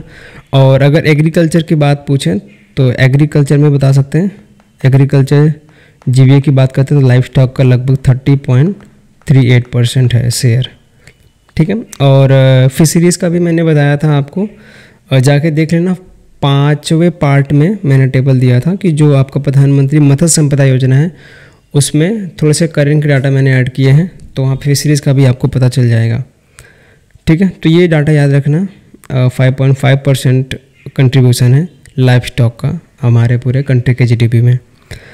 और थोड़ी सी पॉपुलेशन देख लेते हैं, ये पुरानी पॉपुलेशन है, यही हर साल 3-4 सालों से यही हम लोग रट्टा मारते हुए आ रहे हैं। लगभग कितना है, 536.76 मिलियन एनिमल्स, 536.76 मिलियन एनिमल्स हैं, जिसमें काऊ, बफलो, गोट्स ईटीसी सभी शामिल हैं, ठीक है। ये लेटेस्ट काउंट के अकॉर्डिंग बताया गया है, जो हमारा 2012 के तुलना में देखते हैं तो लगभग 4.8% की ग्रोथ हुई है। ये देखो यहाँ पे, ठीक है, 4.8% की ग्रोथ इसमें मिली है, ठीक है। और उसमें से जो हमारे पास 536 मिलियन लगभग जो एनिमल्स हैं, उसमें से 514.1 मिलियन जो एनिमल्स हैं, जो पॉपुलेशन है वो रूरल एरियाज़ में है, क्योंकि शहरों में उतना ज़्यादा फार्मिंग का कल्चर है नहीं, लोग वहाँ पे अपना जॉब वगैरह करने जाते हैं। तो जितनी भी सिटी में है, जितनी भी बिल्डिंग वगैरह आप देखते हैं, तो वहाँ पे जो पर्सनल लोग हैं वो खुद ही अपना घर रेंट पे दे देते हैं, तो वहाँ पे ज़मीनें हैं नहीं, खेती उतना है नहीं, तो बहुत ज़्यादा पालन पोषण नहीं कर पाएंगे शहरों में। तो मेन यही कि रूरल एरिया में लगभग 95.78% हमारा जो लाइवस्टॉक का पॉपुलेशन है गांव में रहते हैं, गांव के लोग उसे पालते हैं, पोसते हैं, ठीक है। वहीं से आपका दूध का कंट्रीब्यूशन ज़्यादा आ रहा है। और बाकी 22.65 मिलियन अर्बन एरियाज़ में लगभग 4.22% है, ठीक है। बोवाइन पॉपुलेशन में आप देखते हैं तो कितना है, बोवाइन में कौन कौन से आपके जानवर आ जाते हैं, कैटल, बफलो, मिथुन एंड याक। ये कुछ कैटेगरीज हैं बोवाइन पॉपुलेशन में। तो कितनी है, लगभग 303.76 मिलियन, ठीक है, बोवाइन पॉपुलेशन है हमारे भारत में, which is grown 1.3 since last count. जो जब लास्ट काउंट हुआ था उससे लगभग 1.3% इस बार थोड़ा सा ज़्यादा हुआ है। तो बस ये उतना ज़्यादा इंपॉर्टेंट नहीं है, बस नंबर याद रख लो। लगभग हमारे बोवाइन पॉपुलेशन अगर एग्जाम में पूछे तो 303.76 मिलियन पॉपुलेशन है बोवाइन का। सिर्फ बोवाइन में कौन कौन से आते हैं कैटेगरी, ये याद रख लो, ठीक है। कैटल पॉपुलेशन देखते हैं तो लगभग 193.46 मिलियन कैटल्स हैं, ठीक है। ये भी आपका इंक्रीज़ हुआ है 1.3% पिछली बार से, ठीक है। टाइप ऑफ कैटल आप देखते हैं तो एग्जॉटिक क्रॉसब्रीड में कितने हैं, 51.36 million. Indigenous non descriptive cattle में देखते हैं तो 142.11 मिलियन। मिलियन मतलब समझते हैं ना, 1 मिलियन मतलब कि 10 लाख, तो इस तरीके से आप लाख में निकाल सकते हैं। And female indigenous cattle population जो कि 10% से इंक्रीज़ हुआ है पिछली बार जो काउंट हुआ था उससे, ठीक है। तो ये डाटा नया है आपका, आई थिंक 4.66 समथिंग था जब 2019 में लॉन्च हुआ था, तो अभी कंट्रीब्यूशन थोड़ा सा बढ़ गया है, 5.5% है, ये याद रखना। बाकी ये पुराना डाटा है आपके 2019 वाला डाटा है, ओके। तो गवर्नमेंट ने भी बहुत ज़्यादा अच्छा पहल लिया है इसमें, जो आपके लाइफ स्टॉक को बेटर करने के लिए और अच्छा बनाने के लिए, प्रोडक्टिविटी, प्रोडक्शन, क्वालिटी बढ़ाने के लिए बहुत सारे सब स्कीम्स भी लॉन्च किए हैं, जिसमें आपका राष्ट्रीय गोकुल मिशन 2014 में लॉन्च हुआ था। तो ये किस पे फोकस कर रहे हैं? Development and conservation indigenous bovine breed to improve milk production. ठीक है, जो आपका बोवाइन पॉपुलेशन है उसको कंजर्व करना है, मिल्क प्रोडक्शन को इम्प्रूव करना है, make dairy farming profitable rural farmers. तो डेयरी फार्मिंग जितने भी रूरल फार्मिंग कर रहे हैं इंडिया में उनको प्रॉफिटेबल बनाना है, स्पेशली फॉर द वुमेन। ठीक है, जो महिलाएं हैं कहीं पे नहीं जा पाती हैं, क्योंकि ज़्यादातर आदमी लोग बाहर जाते हैं कमाने और घर पे ज़्यादातर रहती हैं महिलाएं गांव में, तो वो चाहते हैं कि महिलाएं आगे आएँ और इसमें अपना कंट्रीब्यूशन करें। अगर वो अच्छा खासा पालन पोषण करती हैं, देखभाल करती हैं, तो अच्छा खासा इनकम भी यहाँ जनरेट कर सकते हैं। समझ रहे हैं? तो इसलिए ये सब स्कीम्स लाए गए हैं और चीज़ें आसान करने के लिए भी स्कीम हैं, जैसे कि आपका आर्टिफिशियल इंसेमिनेशन इसी के अंदर में आता है। इन विट्रो फर्टिलाइजेशन, मतलब कि लैब के अंदर भी आपका सीमेन कलेक्ट करेंगे और आपके एक कॉल पे आपके घर पे आके, मैक्सिमम जगहों पे, गांव पे अभी डॉक्टर्स अवेलेबल हैं। और आर्टिफिशियल इंसेमिनेशन आपको कैटल्स में देखने को मिलता है। ठीक है, लाइफ स्टॉक मिशन, ये भी इंपॉर्टेंट है, डेट याद रखना कब लॉन्च हुआ था, 2014-15 में। ठीक है, एम टू एम्प्लॉयमेंट जनरेशन। तो मेन काम क्या था नेशनल लाइफ स्टॉक मिशन का, कि डेयरी सेक्टर में एम्प्लॉयमेंट जनरेट हो, एंटरप्रेन्योरशिप डेवलपमेंट हो। ठीक है, प्रोडक्शन बढ़े, मीट में, एग में, मिल्क में, वूल में, तो सारी कैटेगरीज में हमको प्रोडक्शन को इंक्रीज़ करना था और एम्प्लॉयमेंट को जनरेट करना था। तो इसीलिए हमने नेशनल लाइफ स्टॉक मिशन लेके आए थे। ठीक है, national programme for dairy development. तो इस स्कीम का भी सेम एम है, enhance the milk quality and increase the organise milk procurement. तो मतलब कि प्रॉपर तरीके से जो भी फार्मर अपना मिल्क प्रोडक्शन वगैरह कर रहे हैं, तो प्रोक्योर हो उनके पास से, ख़राब ना हो, उनको लेके जाके बड़े स्टोर में रखे जाए, उसका इस्तेमाल हो पाउडर वगैरह बनाने में। ठीक है, उसको डिस्ट्रीब्यूशन में, प्रोक्योरमेंट में आसानी मिले पूरे नेशन वाइड। तो इसीलिए national programme for dairy development लेकर आया गया था। ठीक है, इंफ्रास्ट्रक्चर वगैरह बिल्ड करने में भी इसका काफ़ी ज़्यादा योगदान है, खास करके उत्तर प्रदेश और बिहार जैसे राज्यों में, जहाँ पे रूरल एरिया में ज़्यादातर लोग अपना पशुपालन करते हैं। बाकी और भी कुछ स्कीम है, नाम याद रखते हैं। Livestock health and disease control, national animal disease control programme, जो कि इसके अंडर में ही है। Animal husbandry infrastructure and development fund. ठीक है, supporting dairy cooperatives and farmer producer organisation. तो ये भी स्कीम इसके सब स्कीम में आते हैं। ठीक है, जो कि बेटरमेंट लाइफ स्टॉक करने के लिए बनाए गए हैं। कुछ लाइफ स्टॉक इंश्योरेंस के रूप में देख लो, गवर्नमेंट क्या बोलती है कि हम आपको सब्सिडी देंगे 50% की, अगर आप 50 लाख रुपए खर्च कर रहे हैं स्कीम के गाइडलाइन के अकॉर्डिंग। जैसे कोई भी स्कीम है उसके अकॉर्डिंग आप पशुपालन वगैरह करना चाहते हैं, इंफ्रास्ट्रक्चर वगैरह बिल्ड करना चाहते हैं, कोई छोटा मोटा स्टार्टअप शुरू करना चाहते हैं, ठीक है, डेयरी में, तो 50 लाख का खर्चा करेंगे तो उसमें से 50% गवर्नमेंट देगी, भैया हम इतना पैसा देंगे, आप अपना आगे बढ़ाइए काम। ठीक है, तो ये सब कैटेगरीज़ हैं जिसके अंदर में अगर आप आते हैं और इसका डेयरी सेक्टर में कुछ करना चाहते हैं, चाहे आप FPO हो, चाहे आप SSG हो, चाहे फार्मर प्रोड्यूसर ऑर्गेनाइजेशन हो, सेल्फ हेल्प ग्रुप हो, सभी से, और जो भी कंपनियां सेक्शन 8 के अंडर में आती हैं उन सभी को हम हेल्प करेंगे 50% सब्सिडी देकर। समझ गए लाइफ स्टॉक इंश्योरेंस के बारे में। आत्मनिर्भर भारत इन डेयरी सेक्टर, तो भारत ऑलरेडी आत्मनिर्भर बन चुका है डेयरी सेक्टर में। लगभग ग्लोबल शेयर में हमारा 25% भागीदारी है, और जिसमें हम टॉप में आते हैं मिल्क प्रोडक्शन में। और पर कैपिटा अवेलेबिलिटी कितनी हो चुकी है, 459, पिछली बार 444 था, इसको बढ़कर इतना हो गया। ठीक है, तो अभी एग्ज़ाम है आपका नेक्स्ट मंथ, तो यही डाटा आपका रहेगा, नेक्स्ट बदलने वाला नहीं है, तो ये याद रखना। अगर एग्जाम में पूछे कि मैत्री किससे रिलेटेड है, ठीक है, ये नाम आप सुनते ही पता नहीं क्या आपके दिमाग में आएगा, लेकिन मैत्री आप याद रखना क्या है, multipurpose artificial insemination technician in rural India's. क्या बोला, delivery of quality artificial insemination service eight farmers door step through multipurpose artificial insemination technique in rural India. ठीक है, तो इसी को मैत्री नाम दे दिया गया है, multipurpose artificial insemination technician in rural India. तो गवर्नमेंट ने मैत्री स्कीम्स इसलिए लेकर आए कि जो फार्मर्स हैं, जो गांव में रहते हैं, रूरल एरिया में रहते हैं, उनके घर तक आर्टिफिशियल इंसेमिनेशन सर्विस मिल पाए। ठीक है, तो मेन पर्पस मैत्री का यही है। तो मैत्री वर्ड याद रखना किससे रिलेटेड है, artificial insemination technician in rural India, ठीक है, multipurpose artificial insemination technician in rural India. Okay, बस इतना ही था कुछ करंट में डाटा। और देख लो यहाँ पे 20th लाइफ स्टॉक सेंसस में कुछ जो जो इंपॉर्टेंट पॉइंट थे मैंने लिख दिए हैं, एक बार ज़रूर से ये देख लेना, मैं ये आपके भरोसे छोड़ रहा हूँ, ठीक है। इस पीडीएफ को डाउनलोड के लिए डिस्क्रिप्शन में लिंक है। इस वीडियो को यहीं पे एंड करते हैं। अगर आपको वीडियो पसंद है वीडियो को लाइक कीजिए, और कौन से टॉपिक वीडियो देखना चाहते हैं उसको बताइए कमेंट में, और अपने दोस्तों के साथ शेयर कीजिए। और आपके पास अगर टेस्ट सीरीज़ वगैरह नहीं है मेंस की, तो हमने काफ़ी बेहतरीन टेस्ट बना दिए। 30 डे 30 मॉक चैलेंज अगर आप लेना चाहते हैं तो ज्वाइन कर सकते हैं, ठीक है। अभी दिवाली का ऑफर था, आई थिंक एंड हो चुका है। तो 30 मॉक हैं उसमें, और 100+ सेक्शनल मॉक है। तो काफ़ी क्वालिटी मॉक हमने बनाई, ये नहीं कि 100-200 मॉक दे दो फुल लेंथ, आप एक भी नहीं लगाएं और एक भी क्वालिटी क्वेश्चन ना मिले आपको। तो एग्जाम लेवल के मॉक बनाए हैं, अगर आप देखना चाहते हैं डिस्क्रिप्शन में आपको लिंक मिल जाएगा, ठीक है। तो अभी कहीं पे भी जो भी नए नए बैचेस वगैरह आ रहे हैं, कहीं ज्वाइन करने की ज़रूरत नहीं है, क्योंकि कोई नहीं करा पा रहा भाई।